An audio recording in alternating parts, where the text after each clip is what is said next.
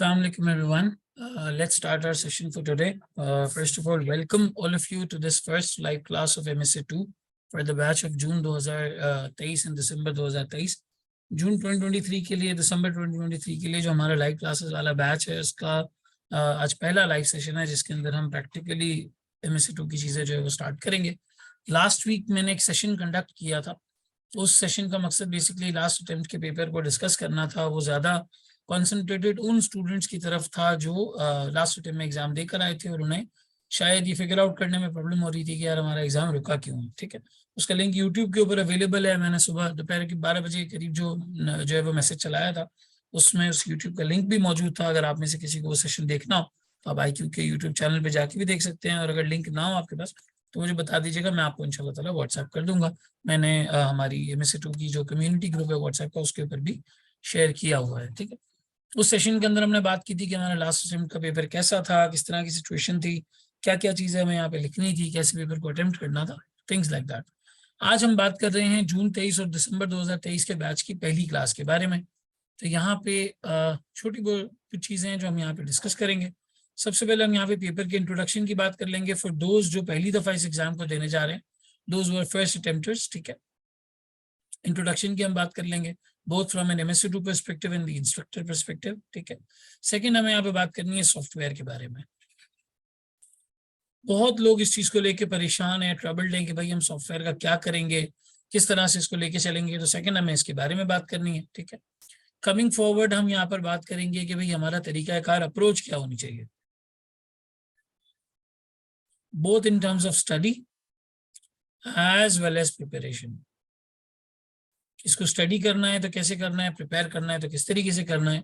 And coming forward हम बात करेंगे यहाँ पे हमारी पहली शॉर्ट केस स्टडी पर जो हम आज इंशाल्लाह ताला सॉल्व कर रहे होंगे। ठीक है, छोटी सी केस स्टडी होगी, 20-25 नंबर टाइप्स, और जिससे हम एक आइडिया लेंगे कि हमारे MSA 2 के क्वेश्चंस नॉर्मली आते किस तरीके से।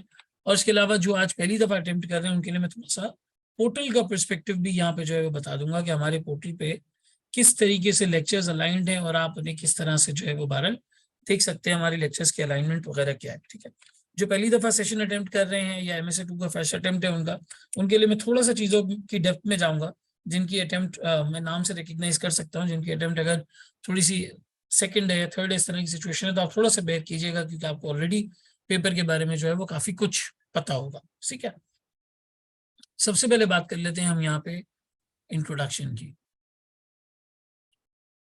MSA 2 के पर्सपेक्टिव से। तो देखो, बहुत लोगों को ऐसा लगता है कि भाई ये जो है वो SPM और BFD का मिला के कोई ब्लेंड बनाया हुआ है और इसके अंदर जो है वो SPM और BFD मिला के टेस्ट होता है। हालांकि ऐसा नहीं है। इसका जो बिल्डिंग ब्लॉक है वो SPM या BFD जरूर है। अगर मैं यहाँ पे बात करूँ इस एग्जाम की तो इसका जो बिल्डिंग ब्लॉक है वो SPM और BFD से जरूर आता है। आप लोगों में से कुछ होंगे जो SPM का नाम नहीं याद रखे होंगे, BMS होगा जिस जमाने में आपने क्लियर किया। तो ओल्ड स्कीम का BMS हो या न्यू स्कीम का SPM हो, साथ में BFD हो, कहने को जाए तो ये इस तरीके से आपका बिल्डिंग ब्लॉक ये दो सब्जेक्ट्स बनते हैं। लेकिन अगर दर हकीकत आप देखें तो जो बिल्डिंग ब्लॉक है यहाँ पर वो है बिजनेस मैनेजमेंट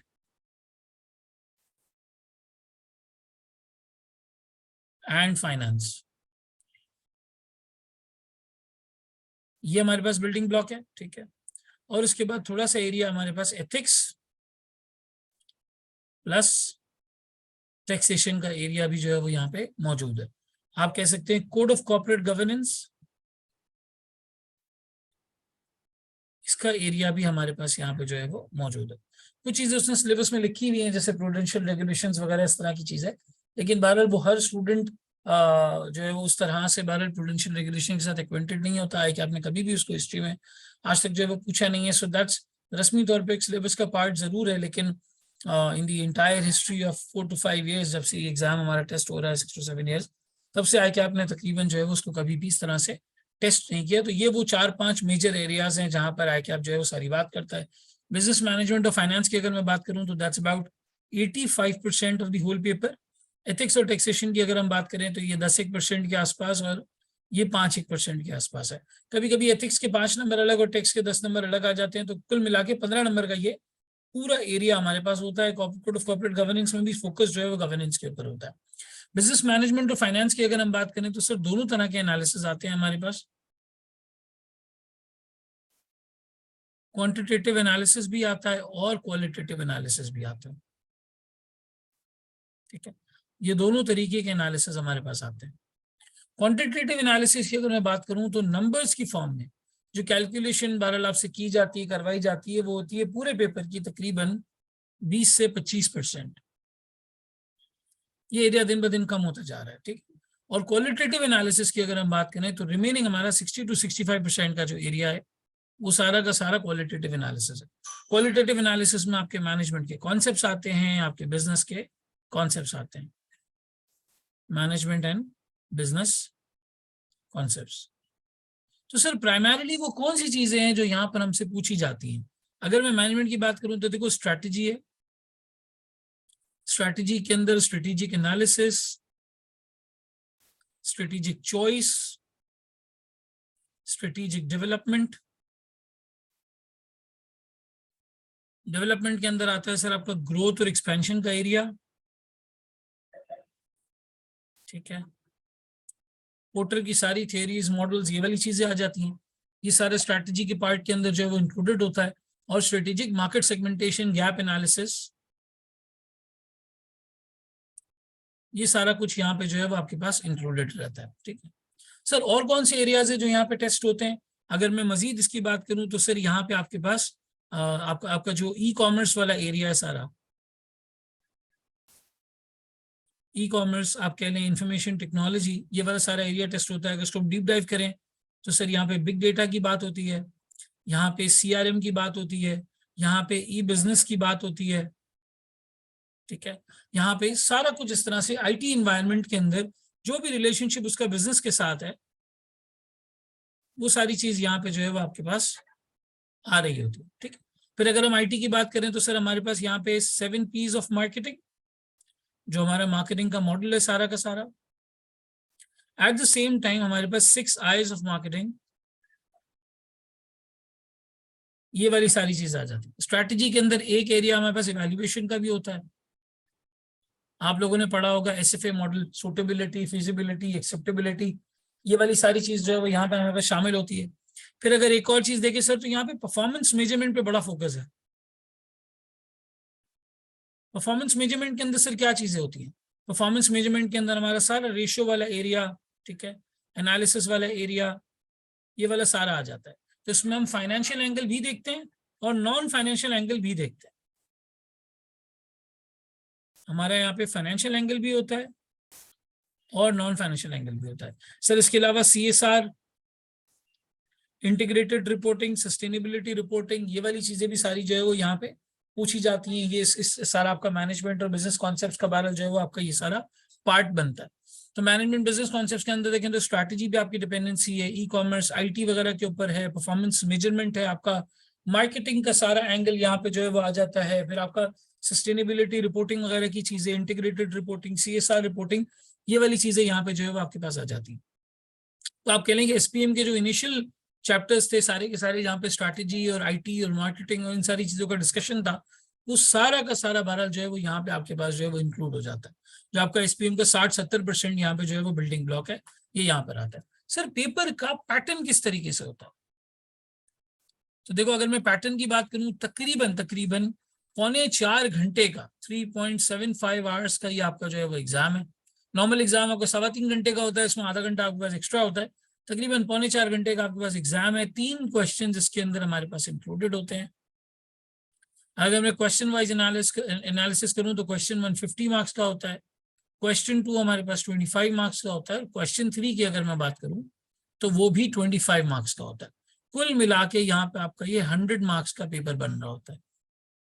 सर अगर आप देखेंगे ना, ये questions completely case study based होते हैं, ये केस स्टडीज होती हैं। और सर केस स्टडीज किस तरीके से होती हैं? इन केस स्टडीज के अंदर पहले आपको कंपनी का बैकग्राउंड दिया हुआ होगा, कंपनी का पूरा आपके पास जो है वो बैकग्राउंड इंफॉर्मेशन होगी। फिर आपके पास इधर जो है वो मुख्तलिफ अपेंडिसेस होते हैं, लेट्स से 1 2 3 4 एक्सेट्रा, इस तरह से आपके अपेंडिसेस होते हैं। और फिर रिक्वायरमेंट्स होती हैं। नॉर्मली आई कैप का मिजाज ये है कि अगर आप देखेंगे ना, एक दफा आपको बैकग्राउंड इन्फॉर्मेशन समझ में आ गई, एक दफा आपने बैकग्राउंड पिक कर लिया, आपको समझ आ गया जी कंपनी की क्या सिचुएशन है, कंपनी किस चीज से गुजर रही है, क्या सूरत हाल है, क्या सारा कुछ जो है वो कंपनी का बैकग्राउंड है, फिर आप एक एक अपेंडिसेस पढ़ते हैं। आपने अपेंडिक्स 1 पढ़ा, अपेंडिक्स 2 पढ़ा, अपेंडिक्स 3 पढ़ा, and so on so fourth, appendix 4 पढ़ा। ओवरऑल पर्सपेक्टिव में अगर आप देखें तो हर रिक्वायरमेंट किसी न किसी एक अपेंडिक्स के साथ जो है वो मैच हो रही होती है। यानी ये छोटे छोटे 4-5 सवालों का एक मजमुआ होता है जिसके पीछे कंपनी एक ही है, जिसके पीछे कंपनी एक ही है। मिसाल के तौर पे एक कंपनी का इन्होंने इंफॉर्मेशन दे दिया, उसका मुझे परफॉर्मेंस मेजरमेंट भी करनी है। परफॉर्मेंस के लिहाज से मुझे बताना है कि अगली स्ट्रैटेजी कंपनी की क्या होनी चाहिए। स्ट्रैटेजी के साथ साथ कंपनी की बोर्ड ऑफ डायरेक्टर्स की इंफॉर्मेशन है, उसके हवाले से मुझे सीसीजी का एक क्वेश्चन दिया हुआ है, और कंपनी इस स्ट्रैटेजी में किसी कंपनी को एक्वायर करने जा रही है फर्दर, उस एक्विजिशन की टैक्स इंप्लीकेशन पूछ रही है। इस तरह से टिपिकली मिला के 4-5 रिक्वायरमेंट्स का, 6 रिक्वायरमेंट्स का हमारे पास मिला के एक क्वेश्चन बन के आ रहा होता है। अगर मैं देखूं तो ये तीनों क्वेश्चन इस तरह से लाइन अप हुए हुए होते हैं। 50 मार्क्स का क्वेश्चन नॉर्मली सबसे बड़ा होता है एज द मार्क्स सजेस्ट, फिर उसके बाद आपके क्वेश्चन 2, क्वेश्चन 3 इस तरीके से यहाँ पे जो है वो मौजूद होते हैं। सही, तो ये आपका पूरा एक तरीके से समझ लें कि पेपर का बैकग्राउंड है। इसके अंदर क्या क्या चीजें मस्ट है सर, कंप्लीट एनालिसिस पे आपको ग्रिप होनी चाहिए, आपको कॉन्सेप्चुअल ग्रिप होनी चाहिए। कॉन्सेप्ट की गलती होगी, आप सही चीज पिक नहीं कर पाएंगे। Eight the same time sir यहाँ पे आपको ड्राफ्टिंग की टेक्निक्स पता होनी चाहिए। सर वो कब किस वक्त क्या चीज मांग रहा है। देखो ये अंग्रेजी का पेपर नहीं है। हमेशा लोग ड्राफ्टिंग को कंफ्यूज करते हैं इस चीज से कि शायद ही कोई अंग्रेजी का पेपर है, शायद वो हमारी इंग्लिश की जो है वो राइटिंग स्किल्स टेस्ट कर रहा है कि हम बड़ी बड़ी वोकैबुलरी फेंकेंगे तो उसको लगेगा कि हमें बहुत अच्छा आता है। खैर वोकैबुलरी तो अपनी जगह पर है, आप भाई डिसेंट अंग्रेजी में जो है वो अपना पेपर करते हैं, लेकिन अगर ग्रामेटिकल मिस्टेक्स हो जाती हैं, ये छोटा मोटा कोई वर्ड का मसला हो जाता है, लिखने लिखाने में कोई इशू हो जाता है, तो आई कैप आपको इंग्लिश पे जज नहीं करता। ड्राफ्टिंग से मतलब यहाँ पर यह है कि जो बात आप कहना चाह रहे हैं वो आप समझाएं, एक्सप्रेस कर सकें।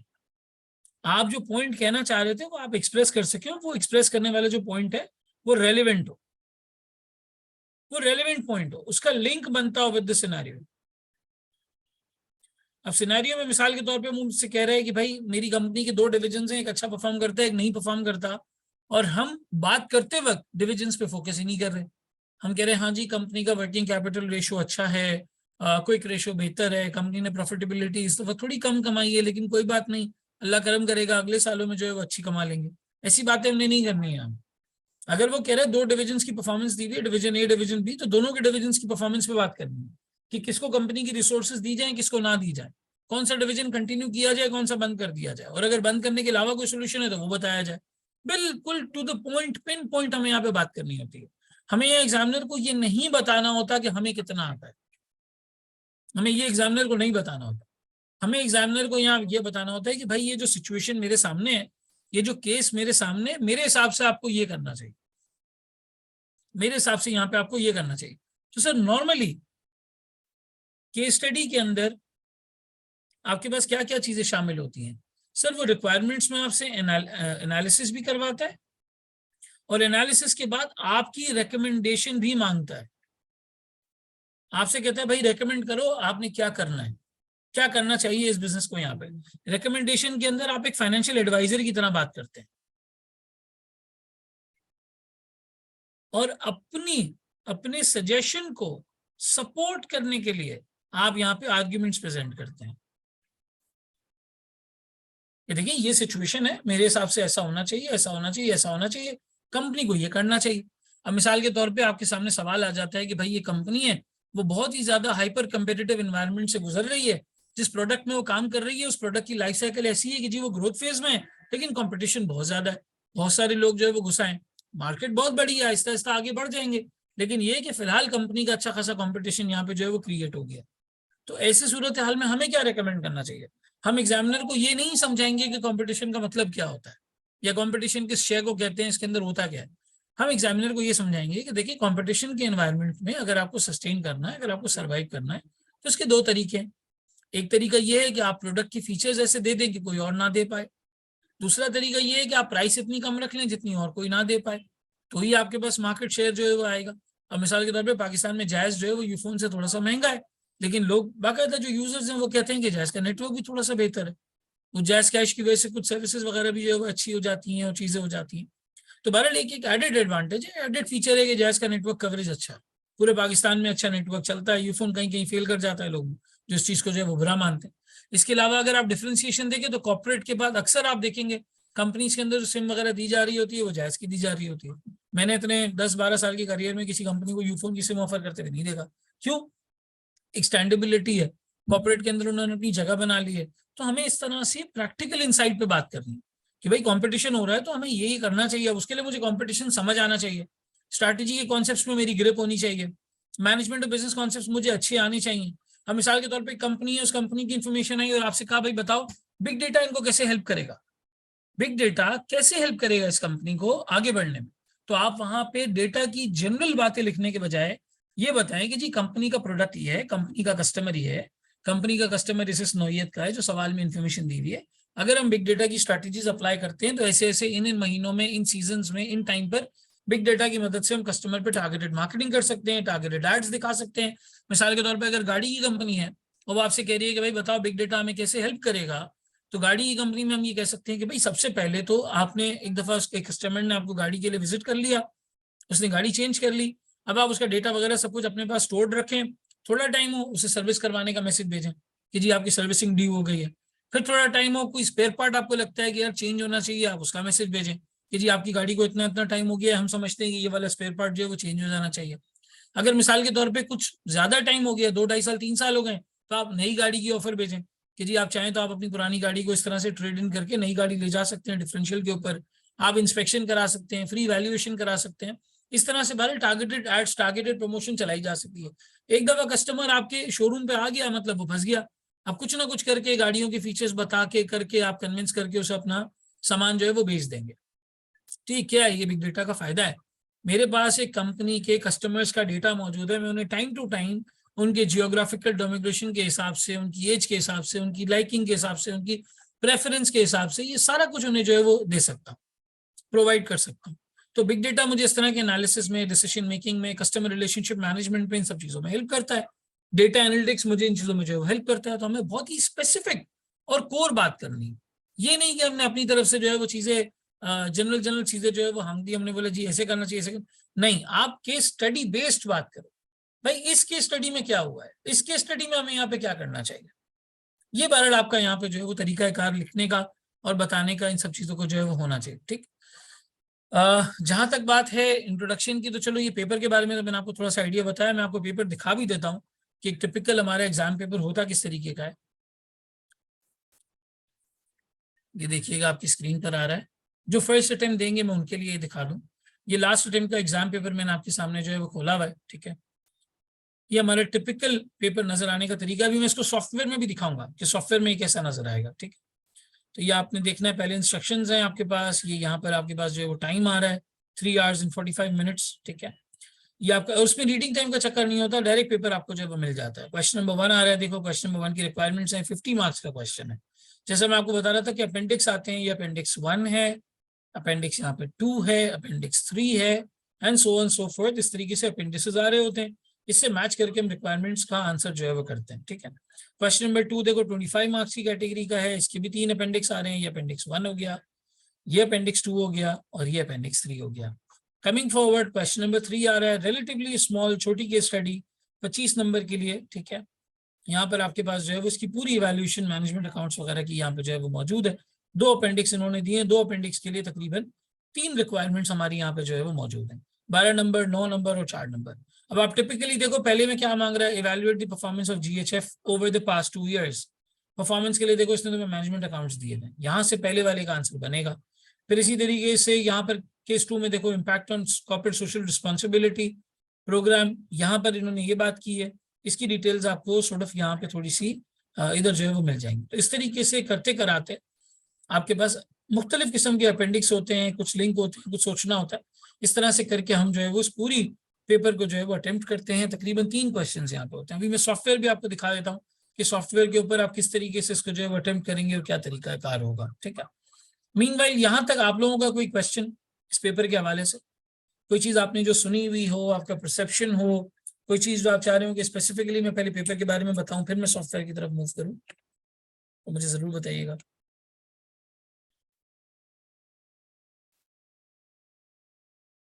चले, अगर कोई क्वेश्चंस नहीं है तो हम सॉफ्टवेयर की तरफ मूव करते हैं, लेकिन उससे पहले अस्सलाम वालेकुम सर। वालेकुम अस्सलाम। जी कैसे वजिया हैं बोले। आप? अल्लाह का शुक्र है जी, आप बताएं। सर अल्लाह का शुक्र। सर एक्चुअली ये चीज़ मैंने पूछनी थी, पेपर में हम ये सारे कॉन्सेप्ट्स वगैरह सारी तैयारी करके जाते हैं, हाँ, तो हमें एग्जैक्टली क्वेश्चन की रिक्वायरमेंट के मुताबिक अगर उसने बताया भी हो कि जैसे ये लेटेस्ट में पोर्टस 5 कोर्सेज उसने मेंशन किया था, हम्म, वैसे तो टूल हम खुद भी आइडेंटिफाई कर सकते हैं, लेकिन उसने हाँ। मेंशन किया भी हो तो सर उसको किस तरह अटेम्प्ट करना है, वो चीज़ काफ़ी मतलब वो नहीं हैंडल होती, क्योंकि वो डिफरेंट उसके रिक्वायरमेंट्स के मुताबिक उसकी केस स्टडी पढ़ के जो चीज़ समझ आएगी हम वो लिखेंगे, लेकिन वो फिर भी पेपर पास क्यों नहीं होता ये समझ नहीं आती। चले, मैं अगर आप अलाउ करें वजिया, तो मैं इस वाले सेक्शन में इसके बारे में बता दूं कि हमारी स्टडी अप्रोच क्या होनी चाहिए और प्रिपरेशन कैसी होनी चाहिए। मैं इसको जी थोड़ा सर डिटेल बिल्कुल। में कवर करूंगा इंशाल्लाह। तलब कहती हैं sir, having attempted the BFD paper quite a time back, how in depth would I be required to revise the subject. हाँ, ये एक मेजर क्वेश्चन है। देखिए, बीएफडी वैसे तो कोई बहुत बड़ा मेजर प्रोपोर्शन नहीं है, लेकिन 3-4 एरियाज हैं जो एग्जामिनर बहुत ज्यादा पूछता है MSc 2 में। एक वैल्यूएशन का एरिया है, मर्जर एक्विजिशंस का। अक्सर कोई कंपनी एक्वायर करने के लिए आ जाती है, आपको उसकी वैल्यू निकालनी होती है। वैल्यूएशन का PE ratio, free cash flows, discount rate, इनकी अंडरस्टैंडिंग होनी चाहिए। वैक की कैलकुलेशन एग्जामिनर कभी कभी करवा देता है, सोर्सेज ऑफ फाइनेंस पूछ लेता है कि भाई इक्विटी पे जाएं डेट पे जाएं, तो वहाँ इक्विटी की वैल्यूएशन कॉस्ट ऑफ इक्विटी निकालना, डेट की वैल्यूएशन कॉस्ट ऑफ डेट निकालना, ये एक इंपॉर्टेंट एरिया अगेन यहाँ पर है मौजूद। फिर आता है आपका फॉरेक्स का एरिया। कभी कभी वो फॉरेक्स के इंस्ट्रूमेंट्स के बारे में पूछ लेता है, आपसे कहता है कि यार बताओ यहाँ पे कौन सा इंस्ट्रूमेंट लगाना चाहिए, कौन कौन से पॉसिबल मेथड्स हैं हेजिंग के। हो सकता है वो आपसे स्वैप की डेफिनेशन पूछ ले, हो सकता है वो आपसे कहे कि भाई बताओ फॉरवर्ड कॉन्ट्रैक्ट कैसे काम आएगा, फ्यूचर्स पे अगर जाते हैं तो कितनी सेविंग आ जाएगी। तो ये बहरहाल फॉरेक्स का ये वाला एरिया भी वो केस स्टडी में पूछ सकता है। और थोड़ा बहुत अगर हम देखें तो एनपीवी आईआरआर भी हमसे कैलकुलेट करा सकता है कैश फ्लोज को प्लॉट करके। हाँ, कुछ बहुत ही स्पेसिफिक किस्म के पिन पॉइंट बीएफडी में एरियाज होते हैं। जैसे मिसाल के तौर पे बहुत ही पिन पॉइंट अगर मैं बात करूं तो जैसे एसेट रिप्लेसमेंट डिसीजन है, पूछ हो सकता है, ऐसा नहीं पूछ सकता, लेकिन एक टिपिकल 12-15 नंबर की रिक्वायरमेंट सिर्फ एसेट रिप्लेसमेंट पे नहीं आएगी।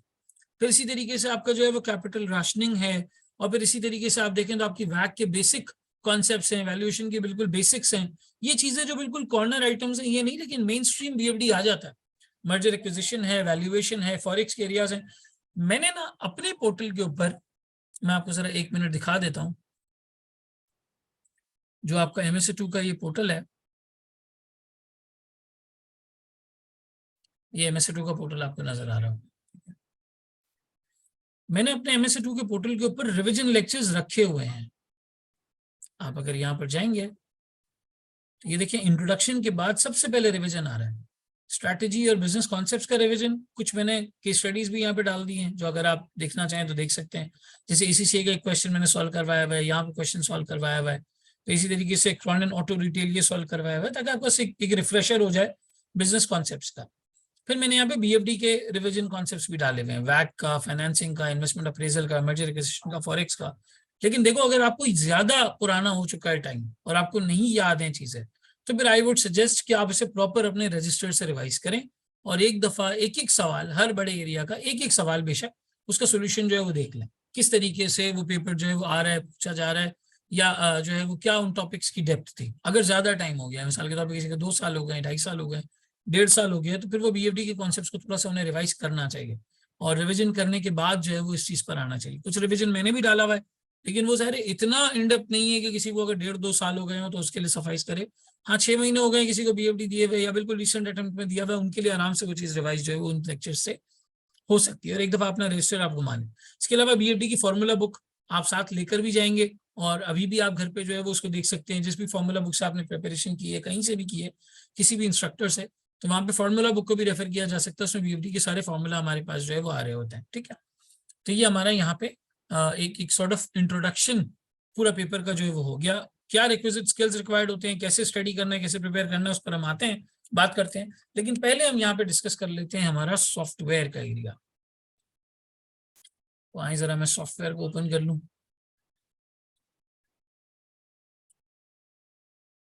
अच्छा जी, आप माय प्रोफाइल में जाएंगे, माय प्रोफाइल में आई कैप की वेबसाइट के ऊपर माय प्रोफाइल में जाएंगे तो वहां पर आपके पास सॉफ्टवेयर का टैब आ रहा होगा। ठीक है, सॉफ्टवेयर का टैब आ रहा होगा। मैं देख लेता हूँ, अगर मेरे पास लॉगिन हुआ हुआ है तो हम अभी सबसे पहले यहाँ पे देख लेते हैं।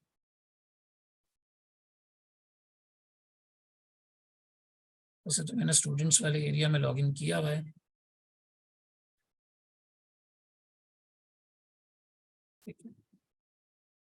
यहाँ पर आपके पास सॉफ्टवेयर वाली चीज आ रही होगी, ये रहा practice test for CFAP MSA। इसको आप रीड मोर करें, ये आपके पास आ रही है। शुरू की 2 फाइल्स MSA2 के लिए आपने डाउनलोड कर लेनी है, how to run the practice test and download the practice test. अगर आप देखें तो यही 2 फोल्डर्स मैंने यहाँ पे अपने पास जो है वो डाउनलोड किए हैं। आप जिप फाइल डाउनलोड करेंगे, जिप फाइल डाउनलोड करने के बाद आप उसे एक्सट्रैक्ट करेंगे इन टर्म्स ऑफ अ फोल्डर। आप उस फोल्डर में जाए प्रैक्टिस टेस्ट के फोल्डर में, ये आपका असेसमेंट मास्टर का जो एरिया है, असेसमेंट मास्टर का जो आइकॉन है, इसको आप यहाँ पे क्लिक करेंगे, आपके पास आपका ये सॉफ्टवेयर जो है वो खुल जाएगा जिस पर आपने प्रैक्टिस करनी है।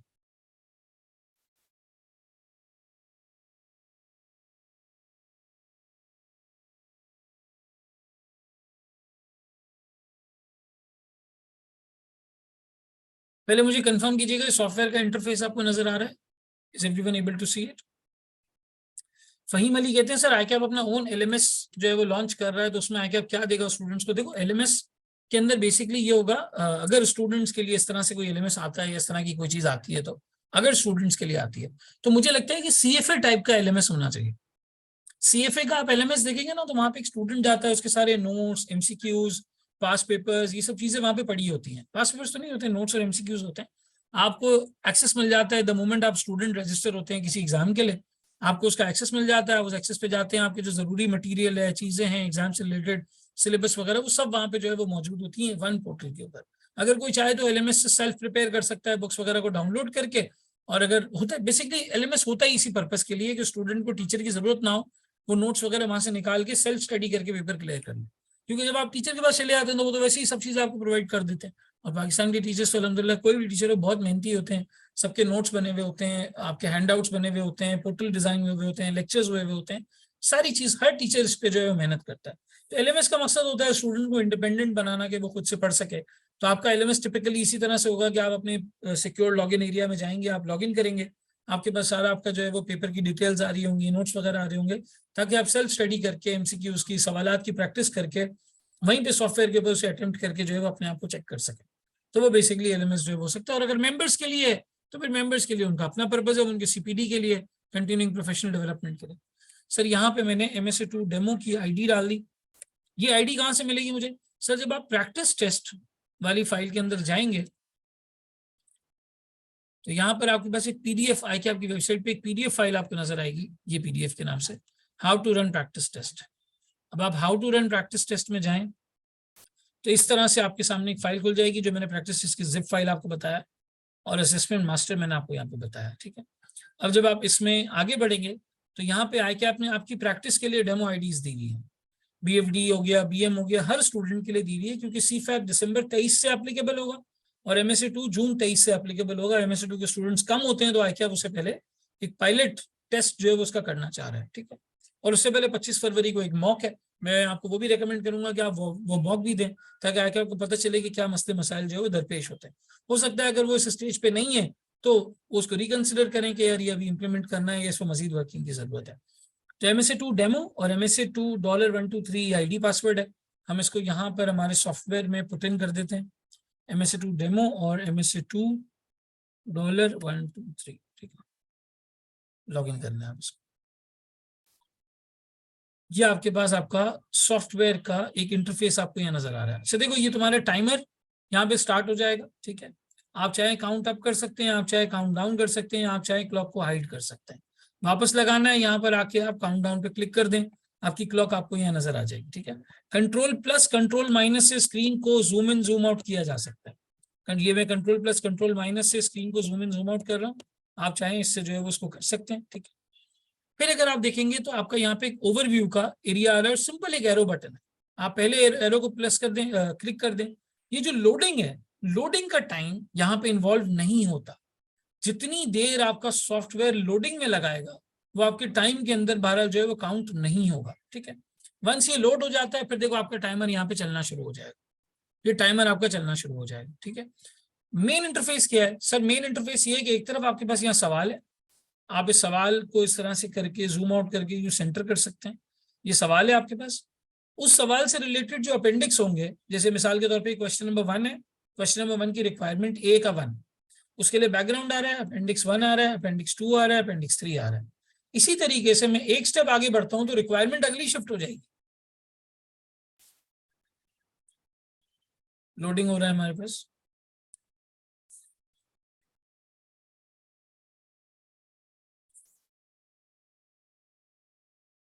यहाँ पे जो है वो रिक्वायरमेंट देखें, अगली शिफ्ट हो गई question number 1B, question 1B। यही बैकग्राउंड यहाँ पे आपको नजर आ रहा है क्वेश्चन 1B के अंदर, यही अपेंडिक्स सेम आपके पास यहाँ पे जो है वो आ रहा है। ये विंटर 2020 का गालिबन क्वेश्चन है जो ICAP ने यहाँ पे जो है वो इन्फ्लक्स किया हुआ है, और कोई सवाल फिलहाल बहरहाल आप इसके अंदर जो है वो ऐड नहीं कर सकते।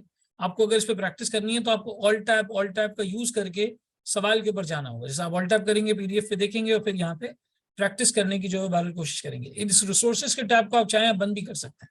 मिसाल के तौर पर आप सिर्फ एक पन्ना पढ़ रहे हैं, आपको ये हो रहा है कि यार अभी मैं सिर्फ इसी को पढ़ लूँ, तो आप इसको पढ़ के एरो से स्क्रॉल अप स्क्रॉल डाउन और स्क्रॉल जो है वो करके देख सकते हैं क्या लिखा हुआ है।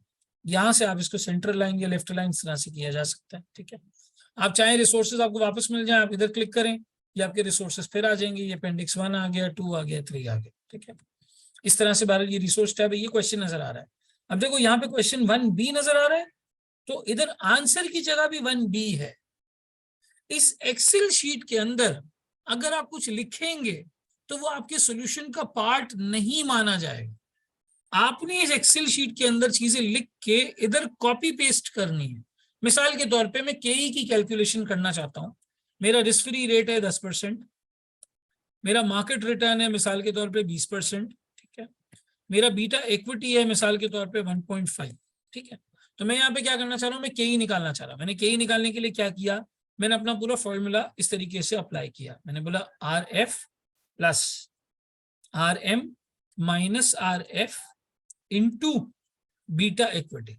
वो सारे मल्टीप्लीकेशन और प्लस माइनस के नंबर्स काम करेंगे जिस तरह एक्सेल में करते हैं, लेकिन आपका F2 काम नहीं करेगा। जो हम एक्सेल के अंदर F2 को प्रेस करके कैलकुलेट कर लेते थे, और सॉरी सेल ओपन कर लेते थे, वो यहाँ पे काम नहीं करेगा। गालिबन आपको यहाँ नजर आ रहा होगा, ये मुझे विंडो दे रहा है, please input the admin password. ये देखिएगा नजर आ रहा है, please input the admin password का टैब नजर आ रहा है आपको। Is everyone able to see it? हाँ, तो देखिएगा ये F2 की आपकी काम नहीं करेगी। F2 जैसी, और अब मुझे मिसाल के तौर पे इसको परसेंटेज में कन्वर्ट करना है 0.25 को, तो मुझे यहाँ पे जाके नंबर्स में जाके परसेंटेज को क्लिक करना पड़ेगा। इसी तरीके से कोई अकाउंटिंग फिगर है, मिसाल के तौर पे मैं लिखता हूँ 5 लाख, ठीक है। एक्सेल में क्या होता है, एक्सेल में ये होता है कि हम इसको फौरन से Alt+H+K की इस्तेमाल करके फौरन से अकाउंटिंग फॉर्मेट में कर लेते हैं। यहाँ थोड़ी सी अजियत है, आपने जाना है नंबर्स में, एरो पे इस पे कॉमा पे क्लिक करना है, तो आपकी अकाउंटिंग का नंबर बनेगा। फिर आपने इसको ऐसे करके यहाँ पे एक्सपैंड करना है तो 5 लाख का नंबर नजर आएगा। अब हमें आदत होती है कि हम 2 डेसिमल प्लेस भी हटा दें, तो इसमें जाएं, एक दफा क्लिक करें, ये बंद हो जाएगा विंडो। इसमें जाएं, दूसरी बार क्लिक करें, इस तरह 2 बार क्लिक करके आपका ये डेसिमल प्लेस रिमूव होगा। अब मैं अगर चाहूँ ना इसको रिमूव करना, मैं गया यहाँ पे नंबर्स में, मैंने ये कर दिया और फिर एक और बार ये कर दिया। इसको मैं चाहूँ तो मैं इस पूरे को पकड़ के Ctrl+C करूंगा और यहाँ पे आके Ctrl+V करूंगा, यहाँ पे आके Ctrl+V करूंगा। ये मेरे टेबल को एग्जैक्टली यहाँ पर जो है वो पेस्ट कर देगा, एग्जैक्टली मेरे टेबल को यहाँ पे जो है वो पेस्ट कर देगा। और फिर इस तरीके से हमारी टेबल प्रॉपर्टीज की डिलीट टेबल का ऑप्शन भी आ रहा है।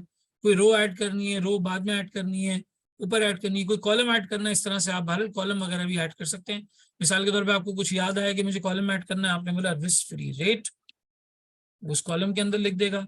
आपने बोला यहाँ पे मैं लिख दूं जरा मार्केट रिटर्न, वो यहाँ पे लिख देगा। मिसाल के तौर पे आपने कहा मैं यहाँ पे लिख दूं बीटा इक्विटी, और इधर मैं लिख दूं कॉस्ट ऑफ इक्विटी। तो इस तरह से तीसरा कॉलम ऐड करके फिर आप चाहें तो आप इसकी विड्थ को आगे बढ़ा सकते हैं।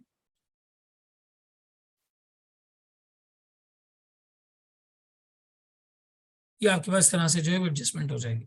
फॉर्मेटिंग के ऊपर मेरा मशवरा है कि बहुत ज्यादा वक्त ना लगाइएगा। इस तरह से जो है वो फॉर्मेटिंग वगैरह पे अगर आप टाइम लगाएंगे तो वो थोड़ा सा एक इशू क्रिएट होता है। डिलीट टेबल दबाएंगे, डिलीट हो जाएगा। एक आसानी इसके अंदर ये होगी कि आपको लिखते वक्त अगर आपकी टाइपिंग स्पीड ज़ाहिर थोड़ी सी तेज होनी चाहिए, अगर टाइपिंग स्पीड तेज है तो कोई चीज आपको रिमूव करनी है, कुछ हटा के दूसरा लिखना है, या कैलकुलेटर का इस्तेमाल है, वो बिल्कुल नहीं करना पड़ेगा। कैलकुलेटर का सारा काम यहाँ पे आपका एक्सेल का फॉर्मेट जो है वो करके दे देगा। आपने कर लिया कॉपी, आप इसको डिलीट दबाएं, डिलीट हो जाएगा। और आपने अगर इसको एडजस्ट करना है, मिसाल के तौर पर कोई कैलकुलेशन नहीं है, आप इसको एडजस्ट करके यहाँ पे नीचे ले आए और ये वाली चीज आपकी इस तरीके से यहाँ पर एक्सपैंड होती जाएगी। मिसाल के तौर पे मैंने यहाँ पे लिखा the salient features of this acquisition are as follows। 3 pointers मुझे यहाँ पे बताने थे। मैंने पहला लगाया सूटेबिलिटी, हेडिंग डाली और मैं यहाँ पे लिखना जो है वो स्टार्ट हो गया। फिर उसके बाद मैं यहाँ पर नीचे आया पॉइंट नंबर 2 में, बात लिखने के बाद मुकम्मल मैंने लिखा मिसाल के तौर पे फीजिबिलिटी, ठीक है, और यहाँ पर बात मुकम्मल हो गई। नंबर 3 में मैंने लिखा एक्सेप्टेबिलिटी, और पूरा जो पैराग्राफ है वो पैराग्राफ में यहाँ पे लिखता चला गया इसी तरीके से। अब अगर मुझे कोई कैलकुलेशन की नीड है, मिसाल के तौर पे मैं कैलकुलेट करना चाहता हूँ कि यार मेरी फ्री कैश फ्लो की वैल्यूएशन क्या बनती है, मैं इस तरह ड्रॉप अप करके इस एक्सेल को लेकर आऊंगा। यहाँ पे मैंने मिसाल के तौर पे एक्सेल में जो है लिखना है कि भाई कंपनी के ये ईयर है 1 2 3 4 एंड 5, कंट्रोल-C कंट्रोल-V होगा। एंटर से भी आप जो है उसको नहीं कर सकते, ठीक है। विद वगैरह आपको यहाँ पे थोड़ी सी मैनुअली एडजस्ट करनी पड़ेगी। यहाँ पे आपने लिए फ्री कैश फ्लोज, मिसाल के तौर पे इधर आता है ₹1,00,000,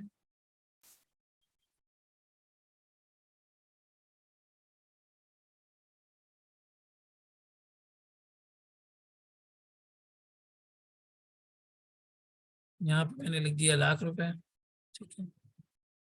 नंबर्स में जाके इसको एडजस्ट किया फौरी फौरी और यहाँ पर इसको एक्सपैंड कर दिया, ठीक है। इधर आ जाएगा मिसाल के तौर पे 2,000, यहाँ 3,000, 4,000, 5,000। मैंने अपनी पूरी कैलकुलेशन की, इनकी प्रेजेंट वैल्यूज निकाली। मिसाल के तौर पे this multiply by 1 + 10% to the power -10, ठीक है। ये मेरी यहाँ पे प्रेजेंट वैल्यू आ जाती है।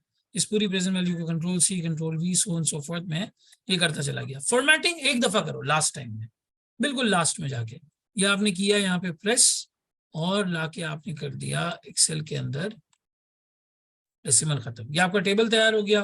कैलकुलेटर नहीं यूज करना पड़ा, टेबल पकड़ा यहाँ पे, आपने कहा यार इधर आके मुझे वैल्यूएशन के बारे में बताना है, इधर लाके आपने पेस्ट कर दिया। और ड्रॉप डाउन से इस तरीके से आप देख सकते हैं कि आपका आंसर यहाँ पे क्या चल रहा है। अब एक मसला फिलहाल इस सॉफ्टवेयर में ये है कि भाई इसके अंदर कोई आंसर सेव नहीं हो सकता। प्रैक्टिस करते वक्त भी कोई आंसर सेव नहीं हो सकता।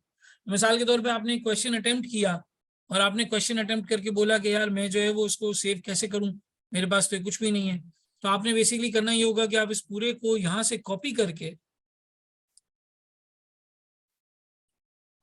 आप अपने एक्सेल के ऊपर लेकर आएंगे और वहां से कॉपी करके आप बाहर ले जा सकते हैं। इसी तरीके से अगर मुझे किसी और फाइल में से, मिसाल के तौर पे मैं PDF की अलग से MS2 की फाइल खुली हुई है, ये फाइल खुली हुई है MS2 की मेरे पास, ठीक है। मैं यहाँ पर जाता हूँ, मैं कहता हूँ यार एक सवाल है, मुझे इसका ये पैराग्राफ कॉपी करना है पूरा। मैंने कंट्रोल-C किया इस पैराग्राफ को, यहाँ पे लाके मैं इधर पेस्ट करना चाहूंगा ना अगर, तो इधर मैं पेस्ट नहीं कर सकता इस तरह से, ठीक है। मुझे यहीं पे लाके इसको जो है वो पेस्ट करना पड़ेगा।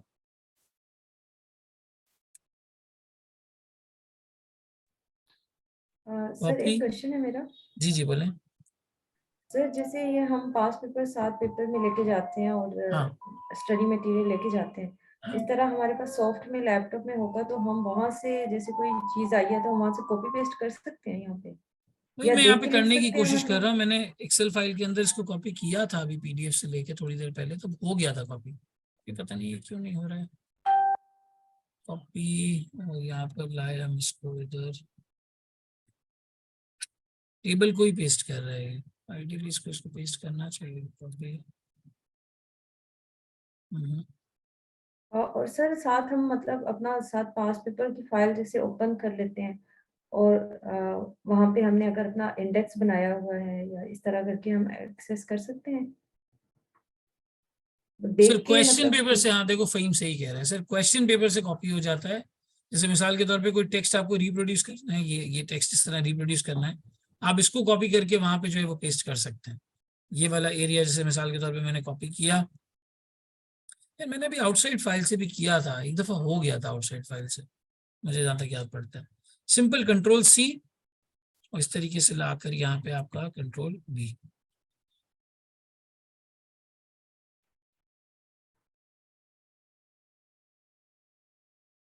Control C and control B. इससे भी टेक्स्ट ये उठा नहीं रहा है मेरा बहरहाल फिलहाल अभी तो। चलो उसको मैं दोबारा चेक करूंगा। बहरहाल एक दफा मैंने कॉपी किया था जब मैं अपना खुद का सेल्फ चेक कर रहा था इस पे, तो ये पेस्ट हो गया था। बहरहाल एक आध दो चीजों के अंदर भी मैंने देखा था कि हो जाना चाहिए, लेकिन बहरहाल इसको देखा जा सकता है। फिर अगर कोई अपेंडिक्स है मिसाल के तौर पे, मुझे उसको पिन करना है, तो इस तरह से मैं इसको पिन करके दूसरा नीचे यहाँ पे जो है वो दूसरा पेज भी जो है वो ओपन कर सकता हूँ। तो एक मल्टी व्यू का ऑप्शन भी हमारे पास यहाँ पे मौजूद है। लेकिन सबसे बड़ी बात यह है कि हमें सवालात की प्रैक्टिस इसके अंदर करनी होगी। जितने सवालात की हम प्रैक्टिस यहाँ पे करेंगे उतना हमारा अच्छा फ़हीम देखो कह रहे हैं कभी कभी सॉफ्टवेयर मसला करता है। तो इसमें बहरहाल बहुत सारी डेवलपमेंट हैं जो अभी आईकैप को करने की जरूरत है। आप अपना मटेरियल जहां तक मुझे लगता है ना, जहां तक मुझे लगता है आप अपना मटेरियल हार्ड फॉर्म में साथ लेके जा सकते हैं, लेकिन अलग से पीडीएफ फाइल खोल के वहां से एग्जैक्ट कॉपी पेस्ट करना सॉफ्टवेयर शायद आपको अलाउ नहीं करेगा। ठीक है सर अगर कॉपी पेस्ट अलाउ ना भी करे तो हम एटलीस्ट सॉफ्ट में ओपन करके वहां से देख के तो लिख सकते हैं।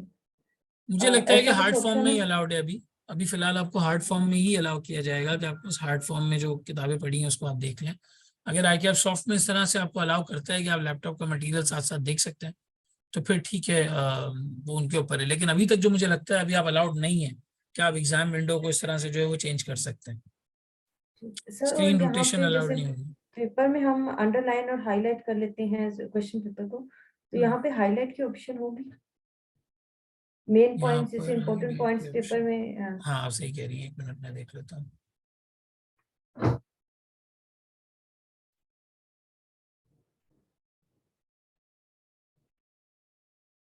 बुकमार्क का ऑप्शन आ रहा है हमारे पास यहाँ पर।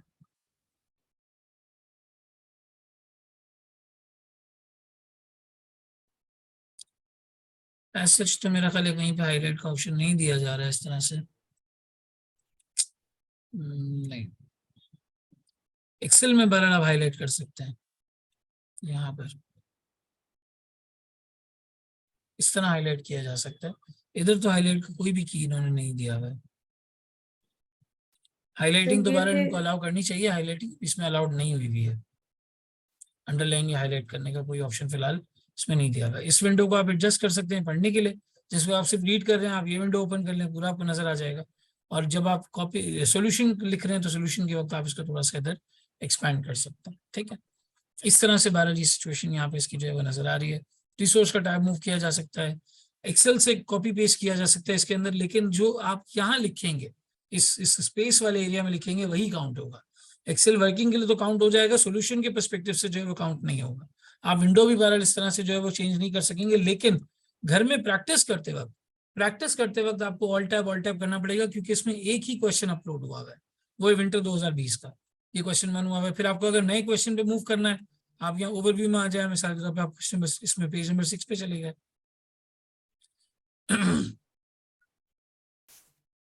पेज नंबर 6 पे एक नया सवाल और नई रिक्वायरमेंट यहाँ पे जो है वो आ जाएगी। सर वहां पे मेंशन होगा कि सेकंड क्वेश्चन पेज नंबर 6 पे? नहीं, मेरा नहीं ख्याल इस तरह से मेंशन होगा। अगर आप देखें यहाँ पर तो आपको ओवरव्यू में ऐसा इस तरीके से यहाँ पे ये नंबर्स दिखे हुए हैं, एक के बाद एक पेज आपको जो है वो जाके देखना पड़ेगा। अब कौन कौन से पेजेस हैं, किस किस की रिक्वायरमेंट है, किसी को बुकमार्क वगैरह करना है, फ्लैग करना है, तो बुकमार्क या फ्लैग का इन्होंने यहाँ पे ऑप्शन दिया हुआ है। ये बुकमार्क का ऑप्शन दिया हुआ है अगर कोई बुकमार्क करना चाह रहा है उसको, लेकिन उसके अलावा तो बारह यहाँ पे जो है वो नहीं दिया हुआ। और जब हम इसकी प्रैक्टिस साथ साथ क्लास के अंदर करेंगे तो ऑप्शंस हमारे पास एक्सप्लोर होते चले जाएंगे। लेकिन देखो क्लास में चैलेंज ये किया आएगा कि इसमें मैं सोल्यूशन करवाऊंगा, वो सोल्यूशन सेव नहीं होगा, वो सोल्यूशन सेव नहीं होगा। नॉर्मली मैं किस तरीके से आपके जो है वो सवालात को जो है वो करवाता था, क्या तरीका कार होता था, मैं आपको दिखा देता हूँ। जिसके मिनट हम जैसे मिसाल के तौर पे आईसीडब्ल्यू का क्वेश्चन पिक कर लेते हैं।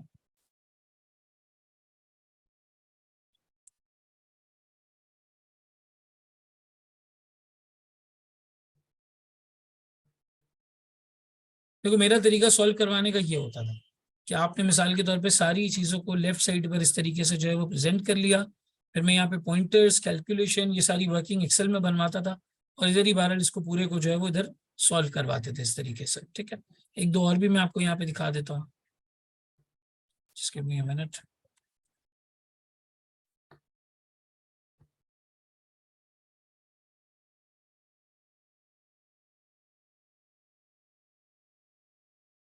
अब देखो आपने लिखा क्या है वो भी तो आपको मैच करना है ना अपने सोल्यूशन के साथ।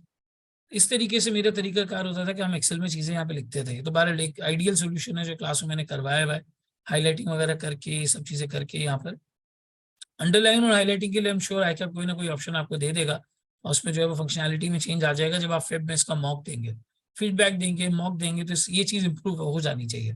लेकिन मेरा ख्याल है आपको प्रैक्टिस इस तरीके से करनी चाहिए। मैं तो बहरहाल 3-4 साल से जो चीजें हो रही हैं उसमें इसी तरीके से प्रैक्टिस जो है वो करवाता था, 2020 से लेके ऑनवर्ड्स इसी तरह से मेरा प्रैक्टिस का तरीका होता था। तो यही तरीका आपको अपनाना चाहिए कि टाइपिंग की स्पीड तेज करने के लिए आप प्रैक्टिस तो लैपटॉप पे ही करें, लेकिन अगर सॉल्यूशन को सेव करना है तो आपके पास एक्सेल में आ जाएगा। फिर इसी सॉल्यूशन को यहाँ से आप रीराइट कैसे करते हैं आपके सॉफ्टवेयर के अंदर, ये 4-5-6 सवालों के अंदर आपको इसकी अच्छी प्रैक्टिस करनी हो, ताकि वहां पे लिखना कैसे है, प्रैक्टिस कैसे करनी है। अब मैंने रिसेंटली एक स्टूडेंट को भी सुना था, इसने जो है वो वॉलंटरली इस सॉफ्टवेयर को जो है वो ऑप्ट करके एग्जाम दिया था। तो उनका भी यही कहना था कि भाई हमने जो है वो 4-5 सवाल तकरीबन इस पर जो है वो प्रैक्टिस कर लिए, सोल्यूशन सेव नहीं हुए थे, लेकिन भारत जो है वो सर फहीम कहते हैं it would be helpful if you could. हाँ ये तो हम लोगों ने बाकायदा बोला हुआ भी है और कम्युनिकेट भी किया हुआ है क्या वालों को कि यार आप यहाँ पे मजीद प्रैक्टिस क्वेश्चंस को अपलोड कर दें, स्टूडेंट अपनी मर्जी से फाइल इसमें अपलोड कर सके। फाइल अपलोड करने का जो है वो ऑप्शन होना चाहिए और सेव करने का ऑप्शन होना चाहिए। मैं सोल्यूशन कर रहा हूँ, मुझे पता ही नहीं मैंने क्या लिखा था, मैं मैच किस तरीके से करूंगा। और बहरहाल वो टाइमर भी साथ साथ जो है वो आपका चलता रहता है। वो टाइमर के खत्म होने पर क्या होता है एग्जैक्टली वो तो अभी तक किसी ने इतना चलाया ही नहीं है सॉफ्टवेयर के टाइमर जो है वो एंड हो।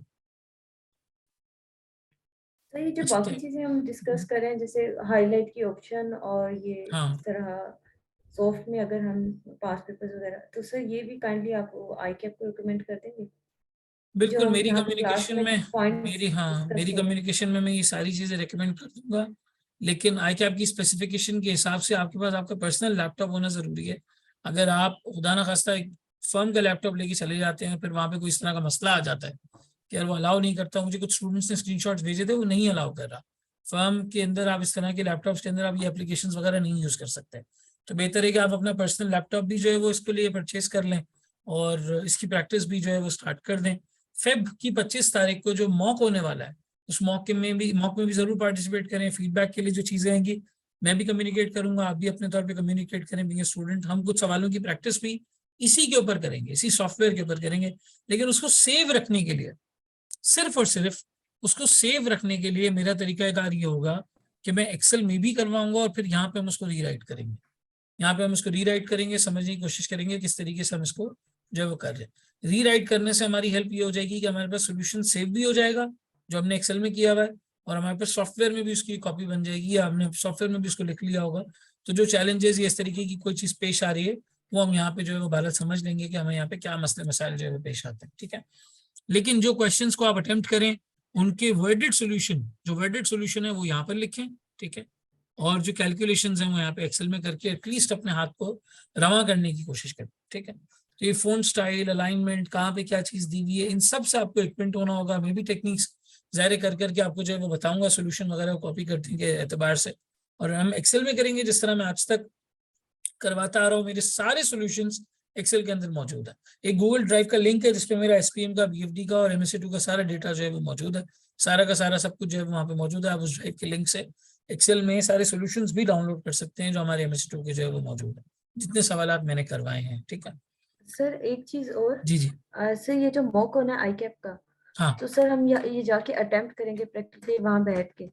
तो हाँ सर हम लोगों को अगर ये बता दिया जाए कि ये क्वेश्चंस आप तैयार कर लें मॉक के लिए, तो हम अच्छा प्रिपेयर करके जाएंगे ताकि हमें पता हो पेपर में हमने किस तरह परफॉर्म करना है। क्योंकि रैंडम क्वेश्चन आएंगे तो हम इतना सही उसको पूरा यूटिलाइज नहीं कर सकते कि पूरा 3.5 घंटे पौने देखिए 4 घंटे में मॉक का हम जो उसको। मकसद है ना वो आपका कॉन्सेप्ट टेस्ट करना नहीं है। आई एम वेरी श्योर कि आके आप उसमें बहुत ही ऑर्डिनरी सा एक क्वेश्चन पेपर दे देगा। मॉक का जो तरीका कार है जो समझना है वो ये है कि सॉफ्टवेयर चलाते हुए क्या डिफिकल्टीज आती है। यस सर, क्या वही मैं कह रही थी कि अगर हाँ एक्सेल में मैक्सिमम क्या क्या चीजें हम यूज कर सकते हैं, ऐसे क्वेश्चन आई कैप सेलेक्ट कर ले जिसमें हम डिफरेंट कैलकुलेशंस डिफरेंट चीजें हमें करनी पड़े ताकि हम सारा उसको प्रैक्टिकली उसको कर लें।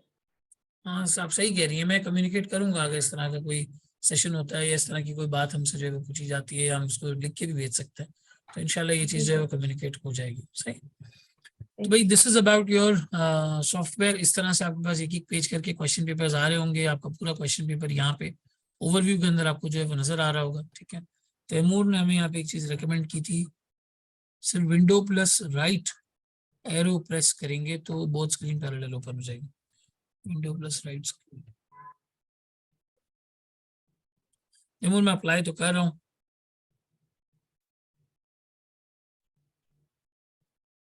विंडो प्लस राइट या लेफ्ट एरो से तो ये बार मिनिमाइज और मैक्सिमाइज वाली चीज हो रही है, और कोई चीज तो इस तरीके से यहाँ पे जो है वो नहीं हो रही।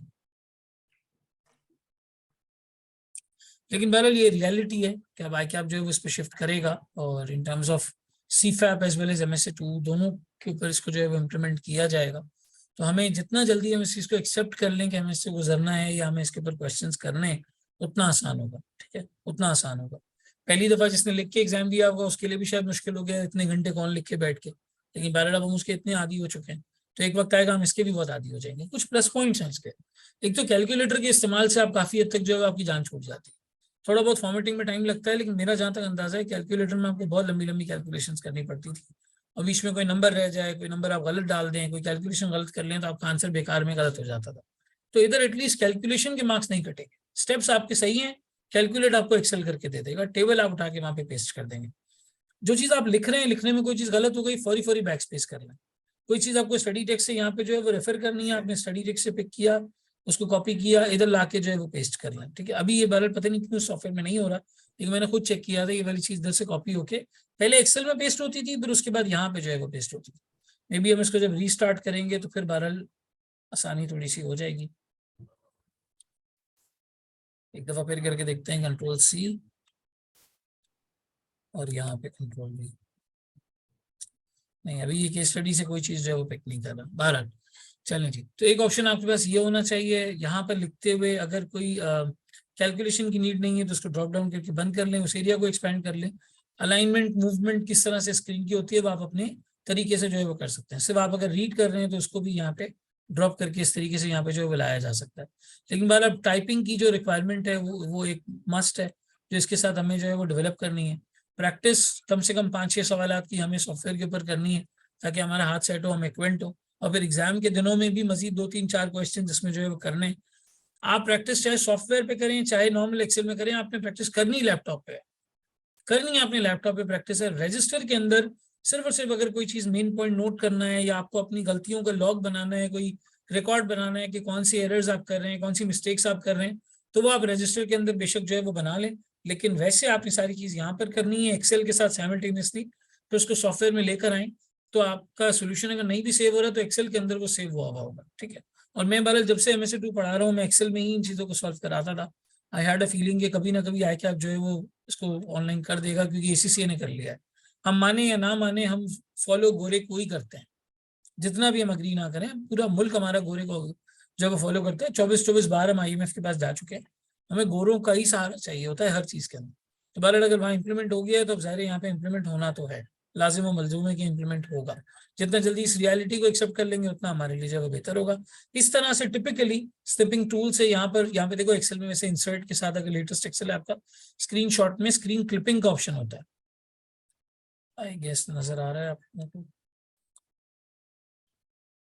हाँ, ये स्क्रीन क्लिपिंग का ऑप्शन बेसिकली आपको हेल्प करता है कि आप क्वेश्चंस को जल्दी जल्दी पिक करके यहाँ पे जो है वो ले आए। ठीक है, आप ये इंसर्ट में गए, स्क्रीनशॉट में गए, स्क्रीन क्लिपिंग में जाएंगे, जो क्वेश्चन आपका उसको खुला हुआ होगा, PDF फाइल खुली होगी, वहां से इसको उस एरिया को सिलेक्ट करके पासो सेलेक्ट करके यहाँ पे जो है वो लाया जा सकता है, और फिर अपना सोल्यूशन यहाँ पे जो है करें। हम भी एक्सेल में ही प्रैक्टिस करेंगे और फिर उसे सॉफ्टवेयर में लाने की कोशिश करेंगे ताकि हमें पता चले कि हमें सॉफ्टवेयर में क्या चैलेंजेस ओवरऑल परस्पेक्टिव में जो है वो आ रहे हैं, कौन से चैलेंजेस यहाँ पे हमारे पास जो है वो सॉफ्टवेयर के अंदर हमारे लिए जो है वो खड़े हुए हैं। ठीक है, ये हो जाती है बात। अच्छा, अब थोड़ा सा हम हमारी स्टडी अप्रोच और इन चीजों पर आते हैं। ये हमारे पास जो है वो स्क्रीन खुली हुई थी। अच्छा देखो, ये दो चीजें सॉफ्टवेयर और MSA2 के इंट्रोडक्शन के बाद थोड़ा सा मैं बहुत ही ब्रीफ सा यहाँ पे अपना इंट्रोडक्शन भी जो है वो देना चाहूँगा। मेरा नाम मोहम्मद मुजम्मिल है। आप में से कुछ स्टूडेंट्स ने पहले मुझसे जो है पढ़ा होगा, कुछ ने नहीं पढ़ा होगा। I mean associate chartered accountant मैंने 2017 में क्वालिफाई किया था, 18 में मेरी आर्टिकल्स खत्म हुई थी। So it's been 5 years that I am done with my articles और मेरा तकरीबन पोस्ट क्वालिफिकेशन एक्सपीरियंस इतना हो चुका है। आई स्टार्टेड ऑफ जिस तरह टिपिकली लोग स्टार्ट करते हैं, मैंने एज असिस्टेंट मैनेजर स्टार्ट किया था विद पीडब्ल्यूसी, went to KPMG Saudi Arabia for about a year, then came back in late 2019 और मैंने पाकिस्तान आके यूनिलीवर पाकिस्तान को जो है वो ज्वाइन किया था। यूनिलीवर में फाइनेंस बिजनेस पार्टनरिंग के रोल में था, अकाउंटिंग या रिपोर्टिंग का रोल नहीं था मेरा। मैं बिजनेस के साथ काम करता था, उनके मसलों को समझना, फाइनेंशियल मॉडलिंग करना, फोरकास्टिंग करना, बजटिंग करना, सेविंग्स लेके आना, देखना कि इन प्रोजेक्ट्स में क्या बच रहा है। तो मैं इनसाइड देखता था पूरे बिजनेस की, चाहे वो सप्लाई चेन का एंगल हो या लॉजिस्टिक्स का हो। ये दोनों बहुत इन डेप्थ चीजें मैंने जो है वो यूनिलीवर के एक्सपीरियंस में देखी हैं। फिर जो आखिरी प्रोजेक्ट मैंने वहां पे किया वो उनका चाय का प्रोजेक्ट था। टी का बिजनेस डीमर्ज हुआ है, डीमर्ज होकर ग्लोबल प्लेयर को उन्होंने उसको सेल कर दिया। इस तरह ब्लू बैंड मार्जरीन इन्होंने जो है वो डीमर्ज करके बेचा था, स्पिन ऑफ किया था। जिस तरीके से इन्होंने डाल्डा का बिजनेस स्पिन ऑफ किया था, इसी तरीके से इन्होंने लिप्टन का बिजनेस जो है वो स्पिन ऑफ किया। तो I was the finance lead in that project. तो वो लास्ट असाइनमेंट था जो मैंने वहाँ पे टेकअप किया। उसके बाद आई started of with my entrepreneurial journey, जिसके अंदर मैंने एक इन्वेस्टमेंट एडवाइजरी कंपनी से जो है वो स्टार्ट लिया है। और राइट नाउ कंपनी के पाकिस्तान की इंडस्ट्री लैंडस्केप को समझना, इकोनॉमिक लैंडस्केप को समझना, क्या मसले मसाइल हैं, किस वक्त क्या करना चाहिए, इसके ऊपर मैं बेसिकली जो है काम करता हूँ। तो कंपनी से बिजनेस मॉडल्स, कंपनी की स्ट्रैटेजी, कंपनी क्या कर रही है, क्या नहीं कर रही है, क्या तरीका कार है, फ्यूचर का पर्सपेक्टिव क्या है, जितनी चीजें आप MS2 BFD SPM के अंदर देखते हैं, ये सारी बारह मेरा डे इन डे आउट का जो है वो रूटीन है, काम है, ये सब चीजें जो है वो बारह में करता हूँ। फिर कमिंग फॉरवर्ड अगर मैं IQ की बात करूं तो भाई जिस जमाने से IQ बना है मैं उसके साथ हूँ। वैसे अगर टीचिंग देखो तो I started off teaching in 2010, मैंने 2010 में स्टार्ट की थी, from O levels, A levels, intermediate, matric system, इस तरह के स्टूडेंट्स को। फिर उसके बाद I shifted off to ACCA, ICMA, फिर I shifted off to ICAP। मैंने 2015 में ICAP के स्टूडेंट्स को पढ़ाना शुरू किया था। इनिशियली मैं ऑडिटिंग पढ़ाता था, ऑडिटिंग और कॉस्टिंग। उसके बाद जब मैंने अपनी फील्ड चेंज की तो मैंने अपने सब्जेक्ट्स भी चेंज कर लिया। और जब IQ ज्वाइन किया तो यहाँ पे फाइनल लेवल पे मैं 3 सब्जेक्ट्स पढ़ाता हूँ, SPM, BFD और MS2। 100% ये तीनों मैं डिलीवर करता हूँ अल्लाह के शुक्र से। और जो है वो इसके नोट्स, हैंड आउट्स, किताबें, जो भी चीज़ें वो सब मेरे हाथ से बनती है। जो भी चीज़ें सारी हैं वो मेरे हाथ से बनती हैं। और ये दोनों सब्जेक्ट्स SPM और BFD जो आपको क्लियर करने हैं MS2 के लिए, और आप लोग अल्हम्दुलिल्लाह क्लियर करके आए हैं, ये दोनों सब्जेक्ट्स में सिंगल हैंडेडली पढ़ाता हूँ। तो भाई इस चीज़ से बिल्कुल बड़े जिम्मा हो जाओ कि MS2 पढ़ते वक्त अगर BFD का मसला आएगा तो कोई और पढ़ाएगा, बिजनेस मैनेजमेंट का इशू आएगा तो कोई और पढ़ाएगा, कॉन्सेप्चुअल अंडरस्टैंडिंग पहले बिजनेस की होगी तो कोई और करेगा, और फाइनेंस की होगी तो कोई और करेगा। बिजनेस हो, फाइनेंस हो, मैनेजमेंट हो, एथिक्स हो, टैक्स हो, जो भी हो, सारा कुछ मैंने आपको करवाना है। मुर्तजा की समरी होती है सर, मुर्तजा की टैक्स की, जो मैं लास्ट में जो है वो स्टूडेंट्स को हार्ड फॉर्म में प्रोवाइड करता हूँ, फोटोकॉपियर पे रखी हुई होती है, स्टूडेंट्स घर पर डिलीवर करवा लेते हैं। लेकिन उसका ओवरव्यू भी मैं ही क्लास में देता हूँ, उसका भी लेक्चर आपके पास जो है वो पोर्टल के आपको इस तरीके से नजर आ रहा होगा। सर एक क्वेश्चन है। जी जी पूछें। सर BFD का या मेनली SBM के तो हम कॉन्सेप्ट जब भी आप क्वेश्चन करवाएंगे तो अगर कोई कॉन्सेप्ट BFD का होगा तो वो पहले आप रिवाइज करवाएंगे या हाँ आप अपने हाँ, जो फॉर लेक्चर है वो श्योर, अपलोड? फॉर श्योर पहले मैं रिवाइज करवाऊंगा हमेशा।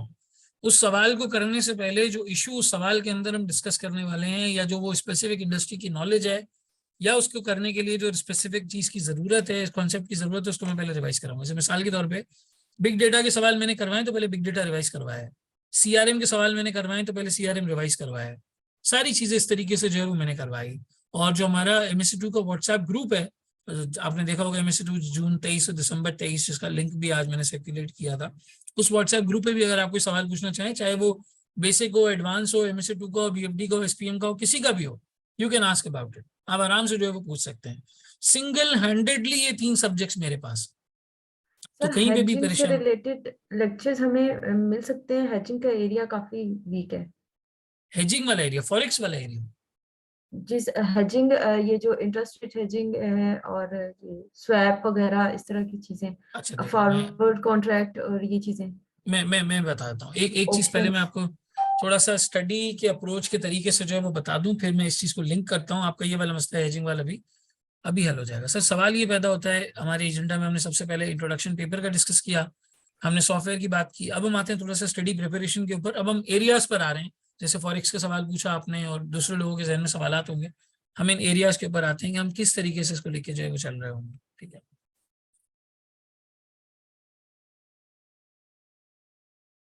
फहीम कहते हैं सर लास्ट टाइम में थोड़ा सा डिफरेंट सवाल आया था, तो डोंट यू थिंक कि टैक्स में थोड़ी सी मजीद डिटेल से पढ़ना चाहिए? ये देखो, एक बात मैं टैक्स की ये बता दूं कि आई क्या टैक्स प्लानिंग पूछता है MS2 में। अपील के सेक्शंस या टिपिकल जो आपके टैक्स के रेगुलेटरी सेक्शंस होते हैं कि जी अपीलों में क्या करना होगा, केस की उसमें जो है वो क्या करना होगा, या बिल्कुल ही बेसिक चले गए सैलरी का, कैपिटल गेन का, ऐसी चीजें वो नहीं पूछता। वो कॉर्पोरेट पर्सपेक्टिव से पूछता है कि कॉर्पोरेशन टैक्स बचा कैसे सकती है अपना, उस पर्सपेक्टिव से वो पूछता है। तो उस पर्सपेक्टिव से जो सेक्शंस हैं वो बहरहाल मैं ओवरव्यू करवाता हूँ, लेकिन अगर आपको लगता है यार इस तरह की कोई और चीज होनी चाहिए तो मैं सर मुर्तजा से रिक्वेस्ट करके टैक्स की कुछ स्पेसिफिक एरियाज के लेक्चर्स की अवेलेबिलिटी जो है वो पोर्टल पे करवा दूँ, ताकि आपको जो है वो उसके लिए भी आसानी हो जाएगी, वो सेक्शन समझ में आ जाए। प्लस जो टैक्स के एरियाज हैं वो हम सॉल्व भी करेंगे क्लास में, तो उससे भी काफी हद तक हमें आइडिया होगा। लेकिन मेरी रिकमेंडेशन ये होती जरूर है कि आपने एडवांस टैक्स का पेपर या तो साथ उठाया हुआ हो या एक दफा दिया हुआ हो। अगर नहीं दिया हुआ तो होता ही है कि आपने कैफ में लास्ट टाइम पढ़ा होता है, लास्ट टाइम कैफ में पढ़ा होता है, उसको पढ़े हुए 3-4 साल हो चुके होते हैं, या 2-3 साल मिनिमम जो है वो हो चुके होते हैं। अब इतना ज्यादा टैक्स के कॉन्सेप्ट आदमी रिवाइज कर नहीं पाता, और आईकैप ने तो बिल्कुल खुला खाता रखा है, वो कहीं से भी पूछ सकता है जहां से कॉर्पोरेशन का टैक्स बचे, चाहे वो ग्रुप टैक्सेशन हो, ग्रुप रिलीफ हो, चाहे वो थिन कैपिटलाइजेशन हो, चाहे वो इनकम फ्रॉम बिजनेस हो, चाहे वो लॉसेस की अकाउंटिंग हो, चाहे वो सेल्स टैक्स का पर्सपेक्टिव हो, वो पूछ लेता है बारे। शब्बीर कहते हैं सर एमएससी 2 की क्लासेस का क्या शेड्यूल होगा, कब तक कोर्स कंप्लीट हो जाएगा? भाई वीकेंड पे 2 क्लासेस होंगी, 2 से 3 क्लासेस वीकेंड पे ही होंगी। वीकडेज में आपका भी जो है वो फर्म होती है, मेरा भी काम धंधा होता है, तो मैं फाइनल की क्लास वीकडे में नहीं रखता। ठीक है, सैटरडे को टिपिकली आपका दोपहर का ही टाइम होगा, और यही जो है वो सिचुएशन होगी जहाँ पे हम इस तरह से जो है वो क्लासेस को लेके चल रहे होंगे। कल भी आप लोगों की दोपहर में इंशाल्लाह क्लास लगेगी, तो वो भी हम लेके जो है वो चल रहे होंगे। ठीक है, इस तरह से मिला के हमारे पास ये 2-3 चीजें जो है वो 2-3 क्लासेस जो है वो वीकेंड पे होंगी। कोर्स तुम्हारा कंप्लीट मैं इंशाल्लाह कोशिश करूंगा कि इस दफा रमजान भी है, तो रमजान को मद्देनजर रखते हुए हम रमजान के स्टार्टिंग में यानी कि अप्रैल के फर्स्ट वीक सेकंड वीक यहाँ पे जो है वो मुकम्मल कर लें। ठीक है, इधर जो है वो मुकम्मल कर लें April first week second week के अंदर। और अगर रमजान में मिसाल के तौर पर आखिरी इशरे में क्लासेस लेना बहुत मुश्किल हो जाता है, लोग नहीं ले पाते, किसी का क्लाइंट चल रहा है, कोई एहतिकाफ में, किसी के घर में मसरूफियत है, इस तरह से, तो हम बहरहाल थोड़ा सा फिर रमजान के बाद कुछ 8-10 दिन क्लास रख लेंगे। लेकिन टिपिकली मेरा ही तरीका होता है कि मैं एग्जाम से डेढ़ महीने पहले आपका कोर्स जो है वो मुकम्मल करवा देता हूँ, और कोर्स हम बड़ा स्विफ्ट तरीके से जो है वो कवर करेंगे। इसका मैं छोटा सा आपको एक पर्सपेक्टिव दे दूं। हम आते हैं हमारी स्टडी और प्रिपरेशन के ऊपर। सर हमने एमएससी 2 की स्टडी कैसे करनी है और हमने प्रिपरेशन कैसे करनी है, थोड़ा सा ये वाला सेगमेंट सुन लो, फिर मैं बाकी आपके सवाल भी ले लेता हूँ। भाई देखो, एमएससी 2 के लिए जो सबसे पहला और सबसे फॉरमोस्ट आपके पास स्किल होना चाहिए ना, सबसे पहला, चलो मान लेते हैं सबसे पहली चीज है कॉन्सेप्चुअल अंडरस्टैंडिंग।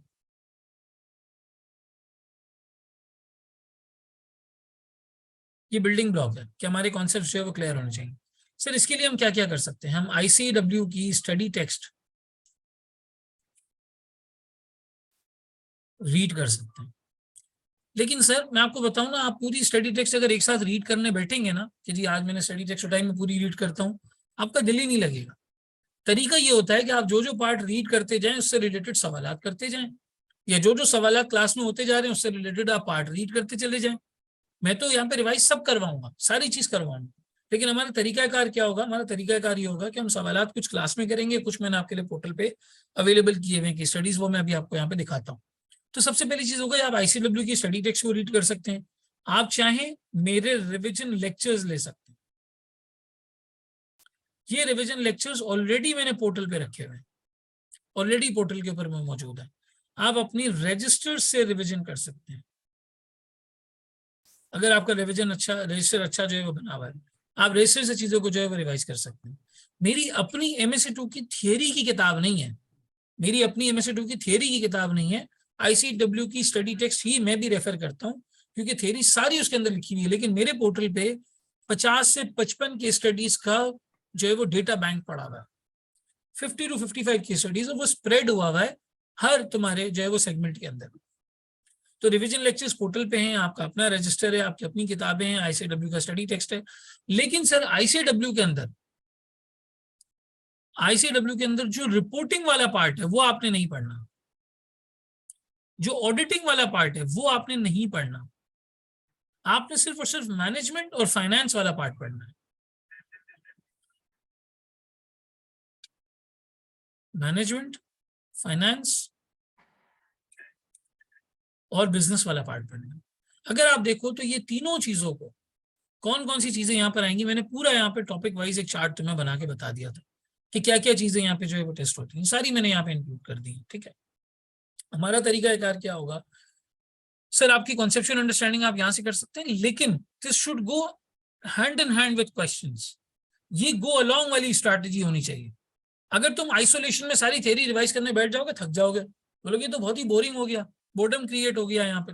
तो सबसे पहले कॉन्सेप्चुअल अंडरस्टैंडिंग है, उसके बाद सर आपकी रीडिंग और आपकी स्किमिंग की स्किल्स। आप अगर एक पैराग्राफ पढ़ के बोर हो जाते हैं तो बिलीव मी, 3.5 घंटे का पेपर 16 पेजेस के ऊपर, 17-18 पेजेस के ऊपर आपका क्वेश्चन पेपर होता है। मजाक नहीं कर रहा, मैं यहाँ पे दिखा देता हूँ आपको। यह आपकी पीडीएफ फाइल है, आप यहाँ पे देख सकते हैं 15 पेजेस का ये क्वेश्चन पेपर है। सिर्फ ये क्वेश्चन पेपर खुला हुआ है मैंने, 15 पेजेस का ये क्वेश्चन पेपर है आपके सामने, यहाँ नजर आ रहा होगा पीडीएफ में 15। 15 पेजेस का क्वेश्चन पेपर आप नहीं पढ़ सकते अगर आपकी रीडिंग और स्किमिंग स्किल्स नहीं है। तो सर ये कैसे बनेंगी? हम क्या मैट्रिक इंटर में चले जाएं, जाके मर्चेंट ऑफ वीनस और ये नॉवेल्स पढ़ना शुरू कर दें तो हमारी रीडिंग स्किल बनेगी? नहीं, ये करने की जरूरत नहीं है, इतना पीछे नहीं जाना है। आपने यहाँ पे क्या करना है, आपने daily 5 to 10 minutes business related text पढ़ना होगा।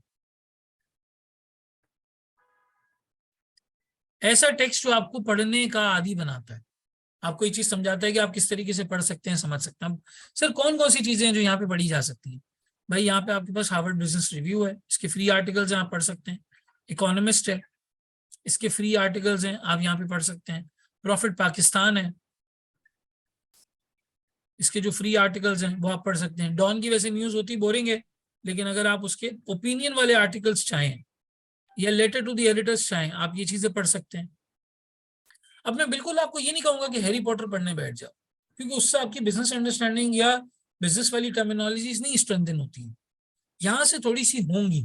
ये इस तरह का कंटेंट है कि आप उसके बारे जो है वो देखो, पढ़ोगे तो अच्छा लिख सकोगे, रीडिंग एबिलिटी अच्छी होगी तो राइटिंग एबिलिटी अच्छी होगी। जिस तरीके से अच्छी स्पीकिंग के लिए अच्छा सुनना जरूरी होता है ना, अक्सर लोगों को रिकमेंड किया जाता है कि भाई आप अंग्रेजी सुने तो आप अंग्रेजी अच्छी बोलेंगे। जो बच्चे गूंगे बहरे डेफ एंड डम्ब पैदा होते हैं वो गूंगे नहीं होते हैं, वो सिर्फ बहरे होते हैं जन्म से, पैदाइश से वो सिर्फ बहरे होते हैं, क्योंकि उन्होंने कभी कुछ सुना नहीं होता, कभी कुछ सुना नहीं होता, तो वहां पर उनसे कुव्वते गोयाई उनकी डेवलप नहीं होती, वो बोल नहीं पाते, बोलने का स्किल क्रिएट नहीं होता। बोलने के स्किल के लिए सुनना जरूरी है। जो कभी सुनता ही नहीं कभी किसी चीज को, वो बोल भी नहीं पाता। तो बिल्कुल इसी तरीके से रीडिंग से राइटिंग जो है वो डेवलप होती है। आप जितना आपने Harvard business review, economist, profit Pakistan, आपने डेली 5 से 10 मिनट देने हैं किसी एक आर्टिकल, 5 से 10 मिनट देने हैं। अगर आप एक आर्टिकल भी पढ़ने की हैबिट नहीं क्रिएट कर सकते तो आप भूल जाएंगे आप 16 नंबर का क्वेश्चन पेपर जो है वो अच्छे तरीके से पढ़ेंगे। आपको फटीग होने लगेगा, आपको ऐसा होगा बस निकाल यार जल्दी इसको पढ़ लिख फारिग कर यार, पर्चे को बहुत हो गया, इतना कौन दिमाग लगाएगा इसके अंदर, पढ़ो लिखो इसको फारिग करो साइड करो। इस तरह के एटीट्यूड से हम चीजें जो है वो कर रहे होते हैं। फिर हमारी रीडिंग स्किल्स इससे भी क्रिएट होती है और क्वेश्चंस की प्रैक्टिस से भी क्रिएट होती है। जितना हम सवाल को पढ़ने में, देखो ये जो रीडिंग स्किल्स है ना, तुम्हें पेपर हैंडलिंग का आर्ट देगी। तुम्हें इस चीज का आइडिया होगा कि यार पूरे सिनेरियो की एक समरी जहन में किस तरीके से प्रिजर्व की जाती है। आप उसकी एक मेंटल समरी क्रिएट कर लेंगे कि अच्छा क्या क्या चीजें सिनेरियो के अंदर हमारे पास जो है वो आ रही है, और कौन कौन से जुमले हैं बिटवीन द लाइंस आप पढ़ना यहाँ पे सीख जाएंगे। वो कौन कौन से जुमले हैं जो हमें जो है वो अपनी आंसर के अंदर इसको जो है वो प्रेजेंट करना होगा। अब लंबी लंबी केस स्टडीज पहले दिन से 16 15 पेजेस के क्वेश्चंस लेके बैठ जाओगे तो थोड़ा सा बोर्डम क्रिएट होगा। प्रोसेस को आसान बनाओ, अपने लिए चीजों को आसान बनाओ। तो उसके लिए क्या तरीका है सर, आपको रीडिंग और स्किमिंग स्किल्स, एक तो कॉन्सेप्चुअल अंडरस्टैंडिंग के लिए हमें आईसीडब्ल्यू की स्टडी टेक्स्ट को देखना होगा, हमें रिविजन लेक्चर्स को जो है वो देखना होगा, हमें रजिस्टर का रिविजन करना होगा, प्लस जब हम क्लास में सवाल करेंगे तो मैं रिविजन पहले आपको करवाऊंगा, पहले रिविजन करवाऊंगा फिर आपको सवाल जो है वो सॉल्व कर, ठीक है ना, फिर आपको सवाल जो है वो सॉल्व करना। तो हमारी रीडिंग और स्किमिंग की स्किल्स यहाँ पे सारी की सारी आ जाएंगी, सही है। और हमारी इस तरीके से फिर इसके बाद आहिस्ता आहिस्ता हम क्वेश्चंस की प्रैक्टिस के ऊपर आएंगे। सर क्वेश्चंस की प्रैक्टिस वो एरिया है जो सबसे ज्यादा स्टूडेंट्स का लैक करता है। सवालात की प्रैक्टिस नहीं की हुई होती। कुछ होते हैं जो सवालात की प्रैक्टिस करके जाते हैं, लेकिन उनसे पूछो तो उन्होंने सोल्यूशन से कंपेयर नहीं किया होता। उन्होंने लिख के सॉल्व तो किया होता है, लेकिन टाइम ही नहीं लगाया होता कि जो लिखा है वो सही लिखा है या गलत लिखा है, तो सही है या नहीं है, वो गलत है क्या है क्या नहीं, नहीं होती है चीज। तो भाई क्वेश्चंस की प्रैक्टिस करना 100% मस्ट है। सर क्वेश्चंस में क्या क्या आ जाता है? देखो क्वेश्चन की प्रैक्टिस में कुछ स्टेजेस हैं, ठीक है। स्टेज 1 के अंदर फॉरगेट द टाइम, टाइम को भूल जाओ, कोई टाइम बाउंड या इस तरह की चीज नहीं, टाइम भूल जाओ। Get your self well versed with the question, आप क्वेश्चन को अंडरस्टैंड करने की एबिलिटी क्रिएट करें, अंडरस्टैंडिंग एबिलिटी क्रिएट करें। यहां पर आप सोल्यूशन बिल्कुल करेंगे, लेकिन वो सोल्यूशन सही होने से ज्यादा फोकस इस बात पे होगा कि आपको सवाल समझ में आ रहा है, आप सिचुएशन पिक कर पा रहे हैं, आप उसके जहन में अपना एक मेंटल आइडिया क्रिएट कर पा रहे हैं। ये बहरहाल यहाँ पे जो है आपका मकसद होना चाहिए। स्टेज 1 के अंदर टाइम को भूल जाएं, सबसे पहले अंडरस्टैंडिंग एबिलिटी जो अपनी डेवलप करें, क्या कंपनी है, क्या पूछा जा रहा है, एग्जैक्टली एग्जामिनर क्या बात कर रहा है यहाँ पे, ये बहरहाल जरूरी होता है। फिर आता है स्टेज 2। स्टेज 2 में मिसाल के तौर पे पहले स्टेज में आपने 3-4 सवाल कर लिए, अब आप स्टेज 2 में आए। स्टेज 2 के अंदर भी आपने वक्त की फिक्र नहीं करनी, इधर आपने फोकस करना है on the accuracy of answer, focus on the accuracy of the answer. Answer आप सही लिख रहे नहीं लिख रहे इस पर फोकस करें। बेशक आपको टाइम लगता है, बेशक आपको ज्यादा टाइम लगता है, कोई मसले वाली बात नहीं। 4 से 5 क्वेश्चंस आपने इस स्टेज में प्रैक्टिस किए, यहाँ टाइम कम लगेगा आपका। 4 से 5 आपने यहाँ पर किए, यहाँ ज्यादा लगेगा। इधर भी सोल्यूशन करना है, सोल्यूशन यहाँ भी करना है, सोल्यूशन यहाँ भी करना है, लेकिन यहाँ पे सोल्यूशन पे सही होने से ज्यादा फोकस इस बात पे होगा, अच्छा मुझे समझ में आ रही है चीजें, मैं वो अपनी रेलेवेंट बात लिख पा रहा हूँ अपने सोल्यूशन के अंदर, मैं समझ पा रहा हूँ पूछा क्या जा रहा है, लिंक कर पा रहा हूँ क्या सोल्यूशन यहाँ होना चाहिए नहीं होना चाहिए, इस तरह से। लेकिन सर स्टेज 3 के अंदर अब आपने करनी है सर टाइम बाउंड प्रैक्टिस। अब आप अपने आप को इस बात का आदी बनाएंगे कि आप वक्त से ज्यादा टाइम जो है वो यहाँ पे ना लें। टाइम बाउंड प्रैक्टिस करनी है आपने, और आंसर की एक्यूरेसी पे भी फोकस करना है। आंसर की एक्यूरेसी पे भी फोकस करना है। सर ये एक्यूरेसी कैसे टेस्ट होती है? हमें बड़ा डिटेल्ड कंपैरिजन करना चाहिए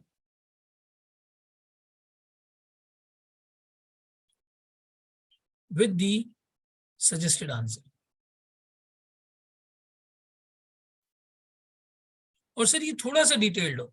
देखो एक दिन में तुम 3 सवाल प्रैक्टिस करते हो, सोल्यूशन से कंपेयर नहीं करते, इससे बेहतर है 2 सवाल प्रैक्टिस कर लो और सोल्यूशन से कंपेयर कर लो। 2 सवाल लिख के अच्छे से लिख के प्रैक्टिस करोगे, फिर उसको कंपेयर करोगे सोल्यूशन के साथ। कंपेयर करने से क्या मुराद है सर? यहाँ पे कंपेयर करने से मुराद है भाई आपके पास अगर मार्किंग प्लान अवेलेबल है, जो कि मोस्ट ऑफ द केसेस में होता है, आईसीडब्ल्यू में आके मार्किंग प्लान अवेलेबल है, आप मार्किंग प्लान से कंपेयर करें, आप एग्जामिनर कमेंट से कंपेयर करें कि यार यहाँ पे एग्जैक्टली बात को क्या चाह रहा था, और आप सजेस्टेड सॉल्यूशन से कंपेयर करें। इन तीनों चीजों से डिटेल में कंपेयर करना होगा और देखना होगा कि भाई मैं क्या लिख रहा हूँ, वो क्या चाह रहा है, मेरी सोच किस डायरेक्शन में चलती है, एग्जामिनर किस डायरेक्शन में सोचता है, यहाँ पे कौन से ऐसे फैक्टर्स थे। और देखो आपका इस तरह से कुछ रजिस्टर के ऊपर कुछ क्वेश्चन पेपर होता है, ठीक है। अब तो अगर रजिस्टर में प्रैक्टिस नहीं हो रही, वरना मेरा तरीका ये होता था कि जो डबल मार्जिन है ना, इस डबल मार्जिन के ऊपर यहाँ व्हाइट स्पेस में मैं अपनी सारी गलतियां लिख लेता था, सारे एरर्स लिख लेता था। अब क्या करेंगे, अब आप लोग एक्सेल में सॉल्व करेंगे, अब आपका सारा सॉल्व जो है एक्सेल के अंदर हो रहा होगा। तो आप चाहे रजिस्टर में अपनी गलतियों की पूरी लिस्ट बना लें, या आप एट द सेम टाइम जो है वो एक्सेल फाइल के अंदर अपनी गलतियों की पूरी लिस्ट बना लें।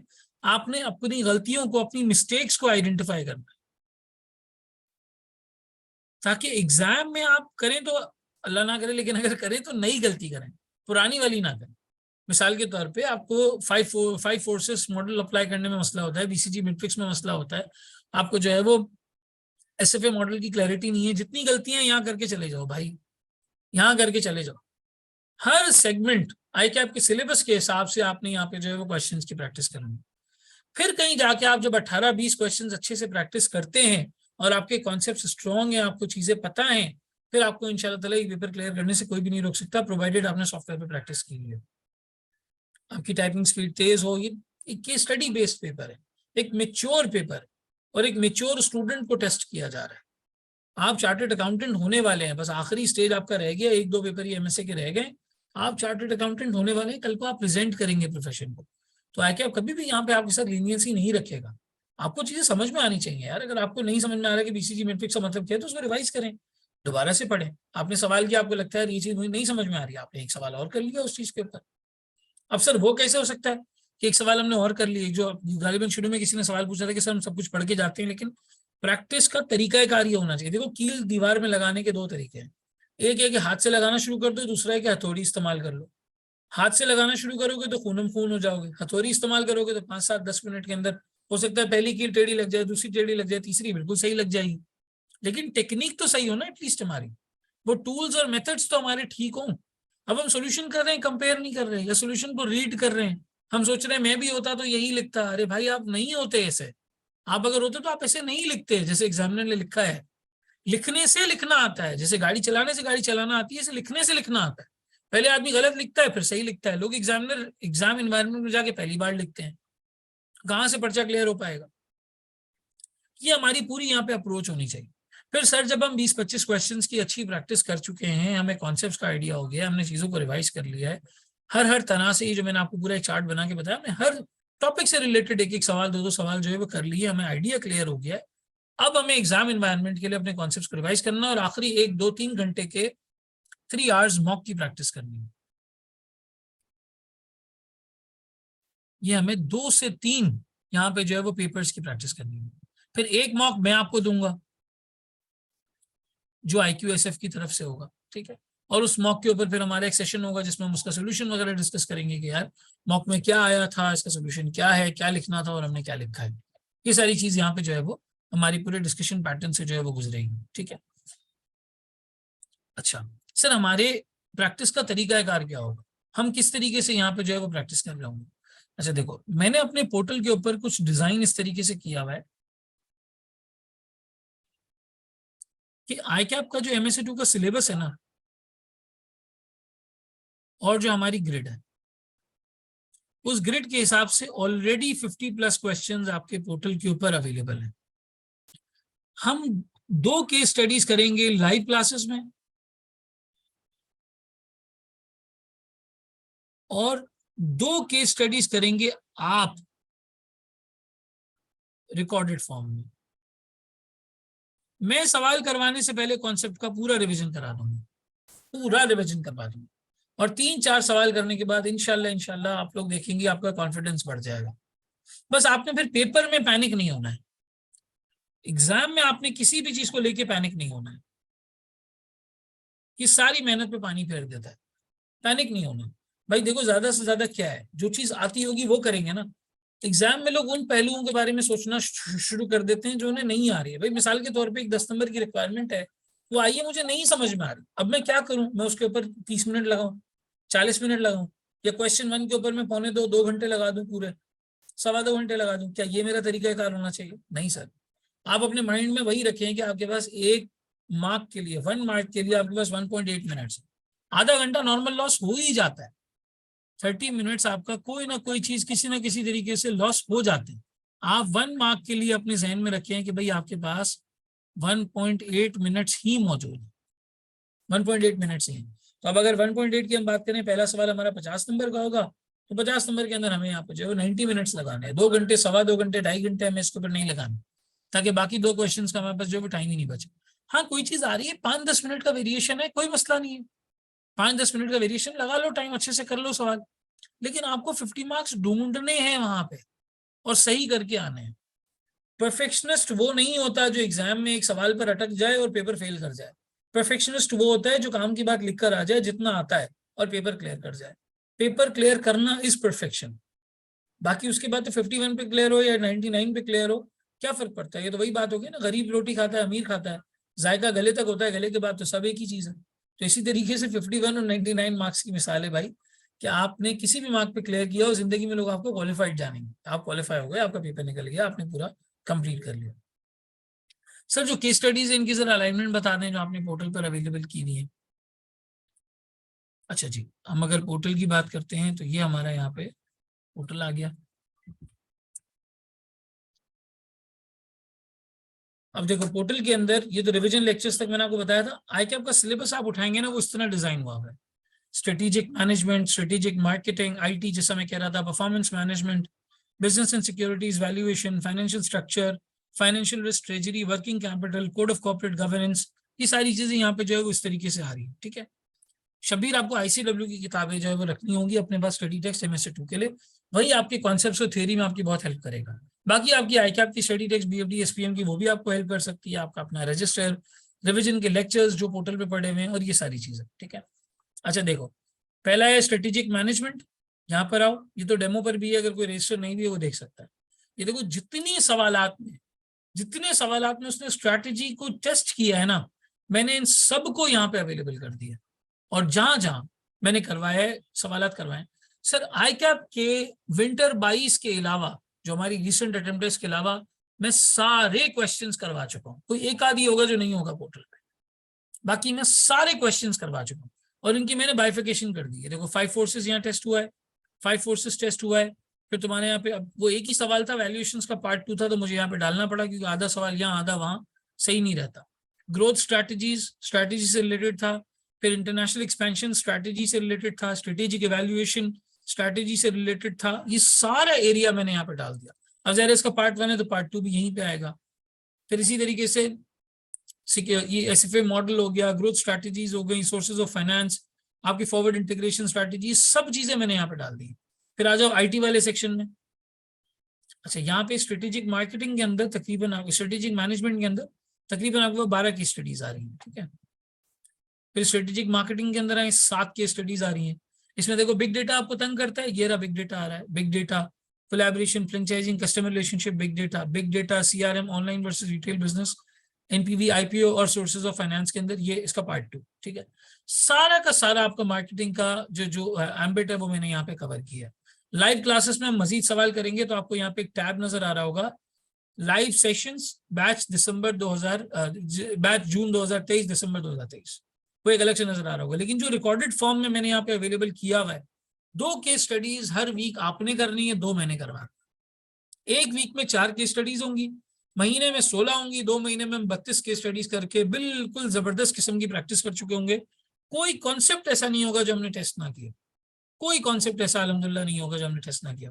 आप वैल्यूएशन के अंदर आए, देखिए 11 केस स्टडीज आ रही है, फाइनेंशियल स्ट्रक्चर रिकंस्ट्रक्शन में आए 5 केस स्टडीज आ रही है। मैंने ICAP के वर्कबुक के सवाल भी कराए हुए हैं, सिर्फ ICW और जो ICAP के पास वो नहीं है, देखो वर्कबुक का सवाल भी है, ICAP वर्कबुक क्वेश्चन 8 PRT, ये समर 2018, ये ICW की क्वेश्चंस। फिर फाइनेंशियल ट्रेजरी में और वर्किंग कैपिटल में interest rate futures, foreign investment, working capital, acquisition, NPV, working capital, business risk, वैक, forex, acquisition, synergy, business risk, ये सारा एम्बिट यहाँ पे कवर हुआ है। फिर कोड ऑफ कॉर्पोरेट गवर्नेंस और एथिक्स के एरियाज आ रहे हैं, टैक्स का एस्पेक्ट आ रहा है, और जो लास्ट टाइम मैंने वर्कशॉप कंडक्ट की थी, ये पूरी वर्कशॉप यहाँ पे आ रही है MSc2 की। इसके अंदर हर चीज का रिवीजन है, स्ट्रैटेजी का, परफॉर्मेंस एनालिसिस का, एथिक्स का, एथिकल कंसिडरेशंस का, CSR का, सस्टेनेबिलिटी रिपोर्टिंग का, इसको भी तुम यूज कर सकते हो रिवीजन के लिए, अपने रिवीजन के लिए तुम इसको भी यूज कर सकते हो। Business valuation, forex, interest rate risk management, स्वॉट, फाइनेंशियल एनालिसिस, स्ट्रैटेजी, ये सारी चीजें यहाँ पे आ रही है। तो भाई मैंने पोर्टल पे तुम्हारे लिए 50 case studies, 55 case studies available कर दी हैं ताकि तुम प्रैक्टिस कर सको। 2 मैं क्लास में करवाऊंगा, बाकी पोर्टल पर अवेलेबल होंगी। जो हम क्लास में करेंगे पहले एक्सेल में करेंगे, सॉफ्टवेयर पर उसको डालने की कोशिश करेंगे ताकि हमें समझ आए कि सॉफ्टवेयर में क्या हिकअप्स आ रही हैं, क्या प्रॉब्लम्स आ रहे हैं, क्या इश्यूज आ रहे हैं, and then at the same time हम जो है वो यहाँ पर लाइव क्लासेस के अंदर मजीद केस स्टडीज इस तरह से जो है वो करते जाएंगे। ठीक है, तो वीक में 2 क्लासेस होंगी, टिपिकली 2 केस स्टडीज होंगी पर वीक, हमारा ये टारगेट होना चाहिए, पर वीक हमारा ये टारगेट होना चाहिए।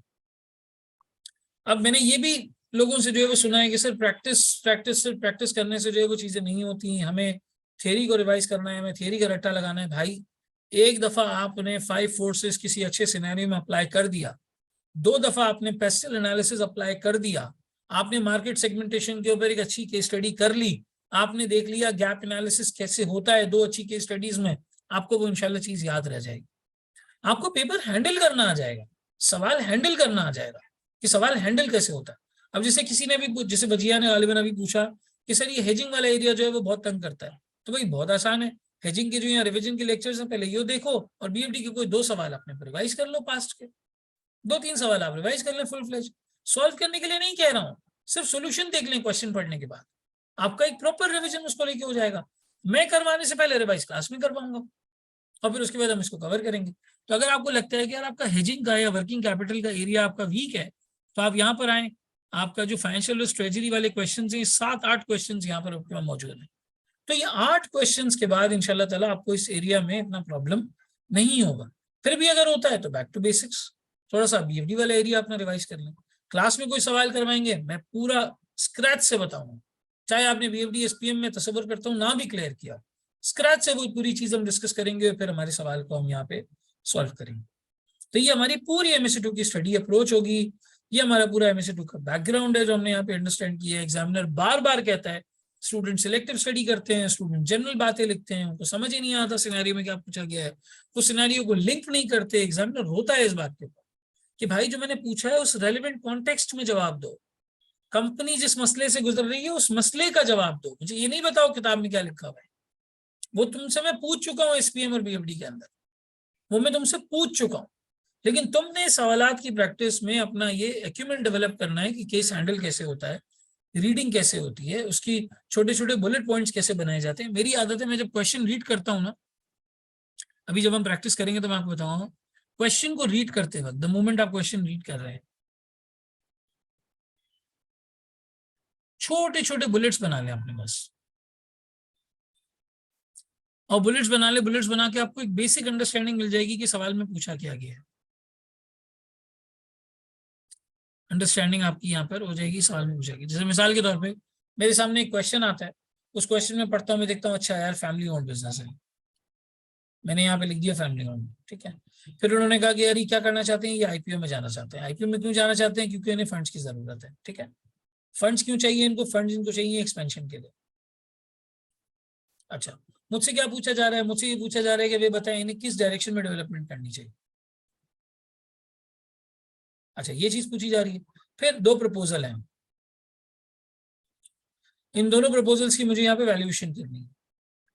सवाल पढ़ते पढ़ते मैंने आइडिया किया, मैंने कहा अच्छा वैल्यूएशन में क्या क्या आ सकता है यार, पी रेशो भी दिया हुआ है, पी रेशो की बेस पे हो जाएगी, फ्री कैश फ्लोज दिए हुए, फ्री कैश फ्लोज की बेस पे हो जाएगी, डिविडेंड का डेटा दिया हुआ है, डिविडेंड की बेस पे हो जाएगी, ठीक है।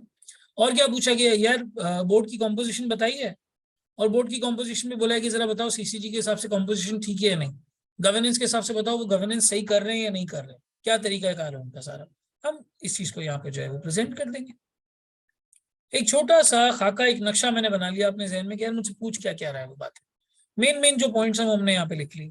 इससे एक खाका बन जाता है, बेसिक अंडरस्टैंडिंग हो जाती है। फिर आप सवाल को जब अटेम्प्ट करना शुरू करते हैं तो आप पार्ट वाइज अटेम्प्ट करते हैं, पार्ट 1 में ये बात है, पार्ट 2 में ये बात है, पार्ट 3 में ये बात है, सो ऑन सो फॉर्थ।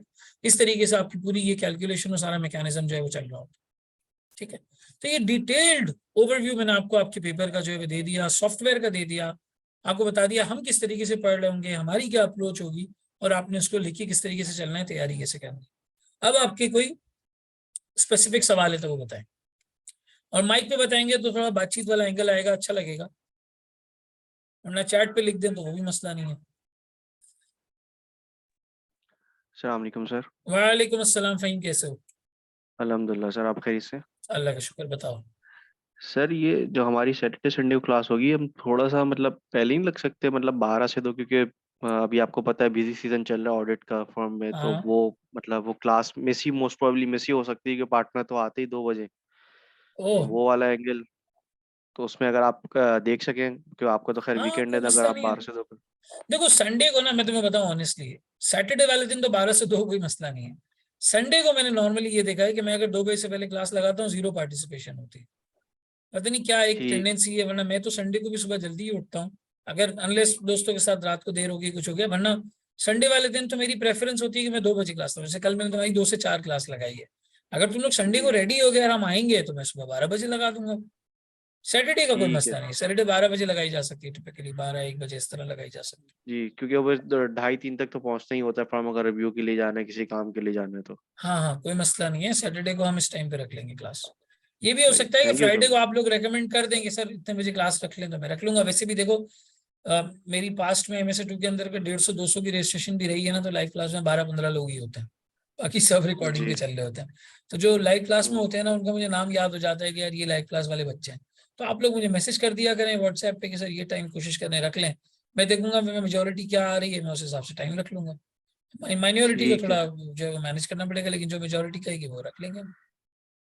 ठीक है सर। ठीक अच्छा है। सर, ये सर आपने जो अभी पोर्टल में दिखाया कि आपने रिवीजन के लिए हाँ मतलब आईसीडब्ल्यू की सिलेक्टेड केस स्टडीज और आपने आईकेप के पास पेपर्स को तोड़ तोड़ के डाला हुआ है जो रेलेवेंट जगहों पे। तो हाँ सर इसमें मुझे एक चीज ये बताइएगा, अब जैसे आपने कहा कि भाई हफ्ते में 2 केस स्टडीज खुद करनी है और 2 आप हाँ कराएंगे, हाँ। तो हम पहले खुद अपने सारे रजिस्टर घुमा के फिर आपके पोर्टल के यहाँ पे केस स्टडीज को करना शुरू करें या क्या करें?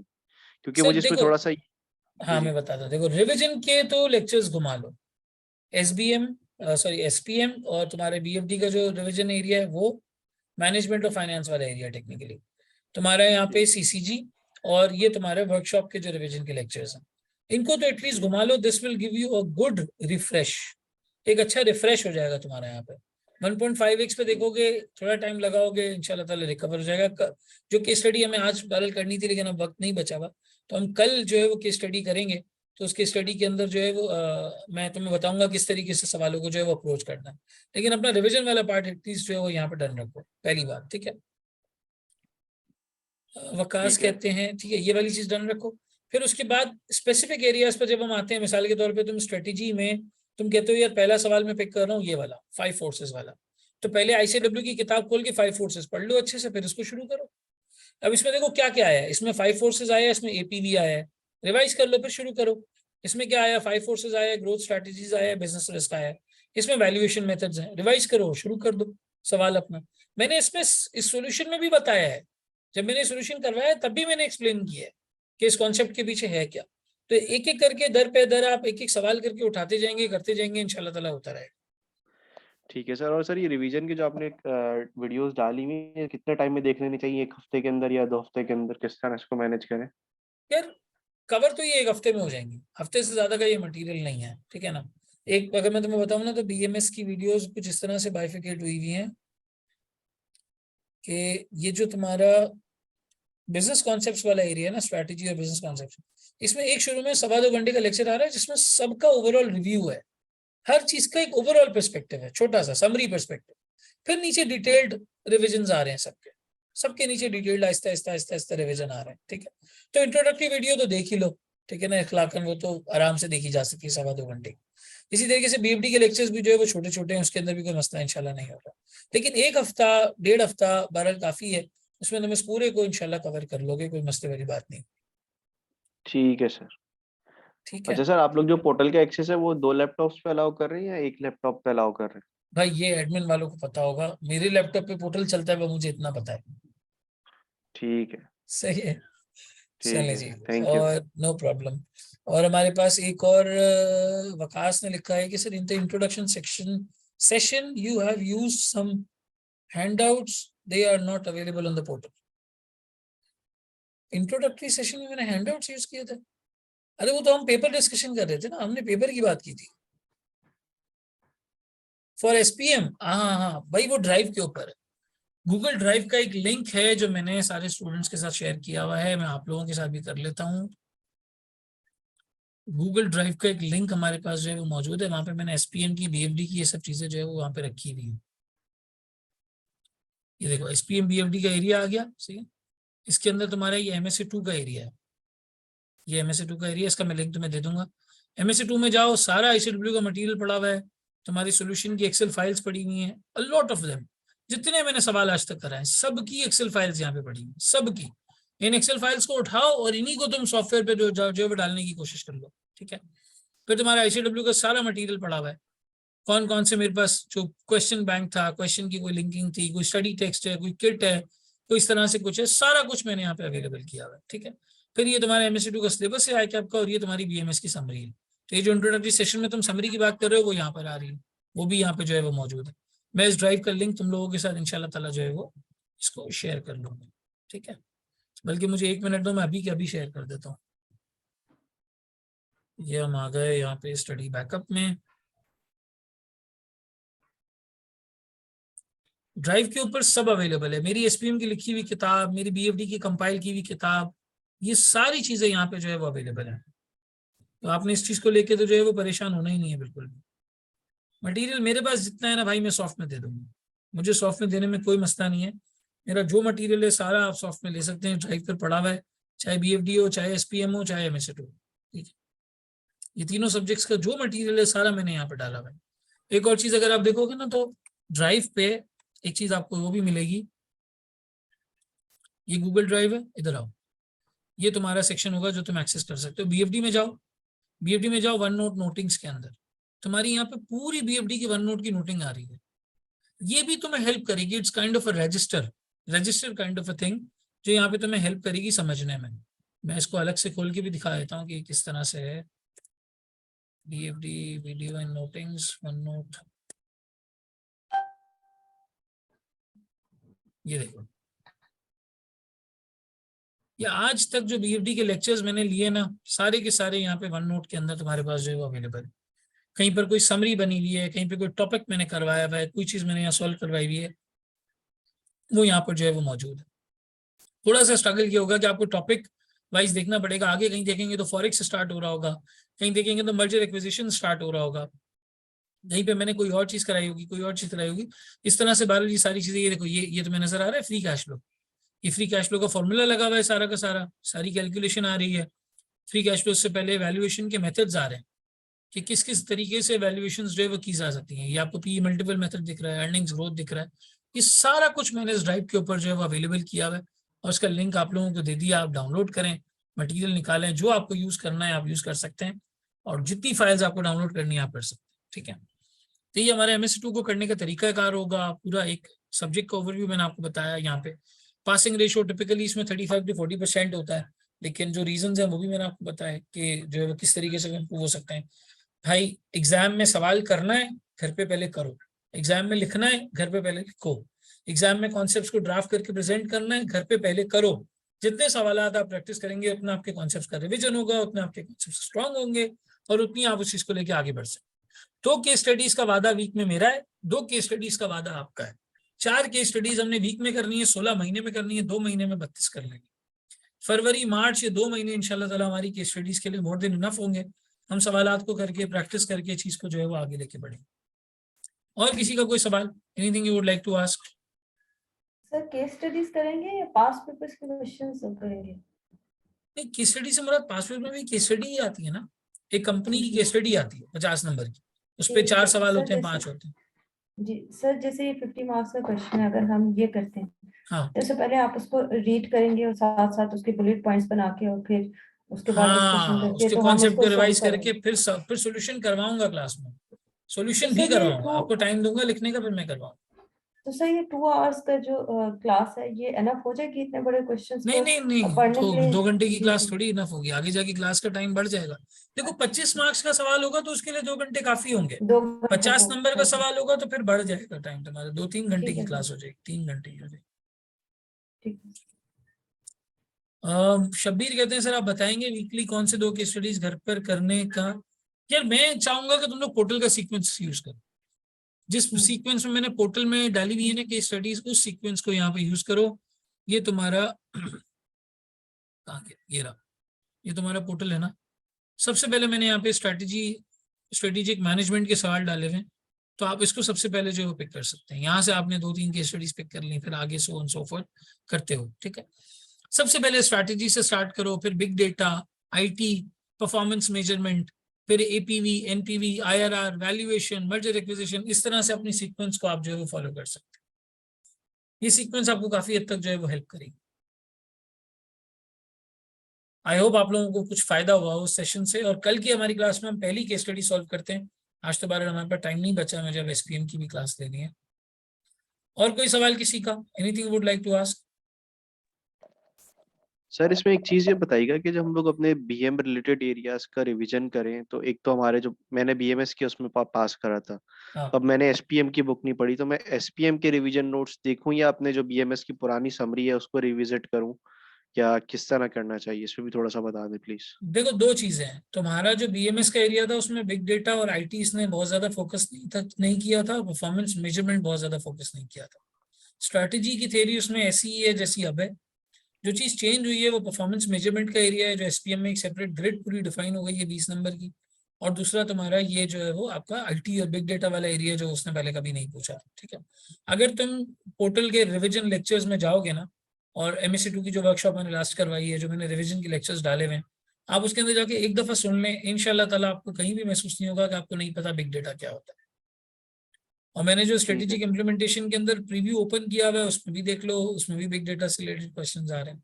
तो एक दो दफा लेक्चर सुनोगे रिवीजन के, ICW की थ्योरी बुक एक दफा देखोगे, फिर 2-3 सवाल करोगे, बिल्कुल स्मूथ हो जाएगा, आपको समझ आ जाएगा बिग डेटा का मतलब क्या होता है सारा।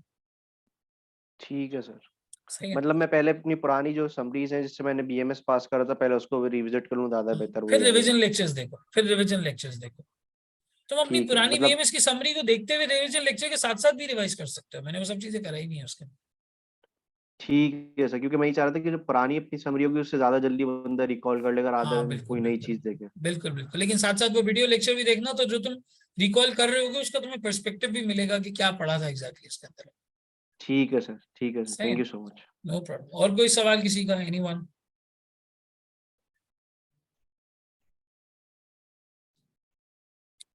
चीज आप पूछना चाहें?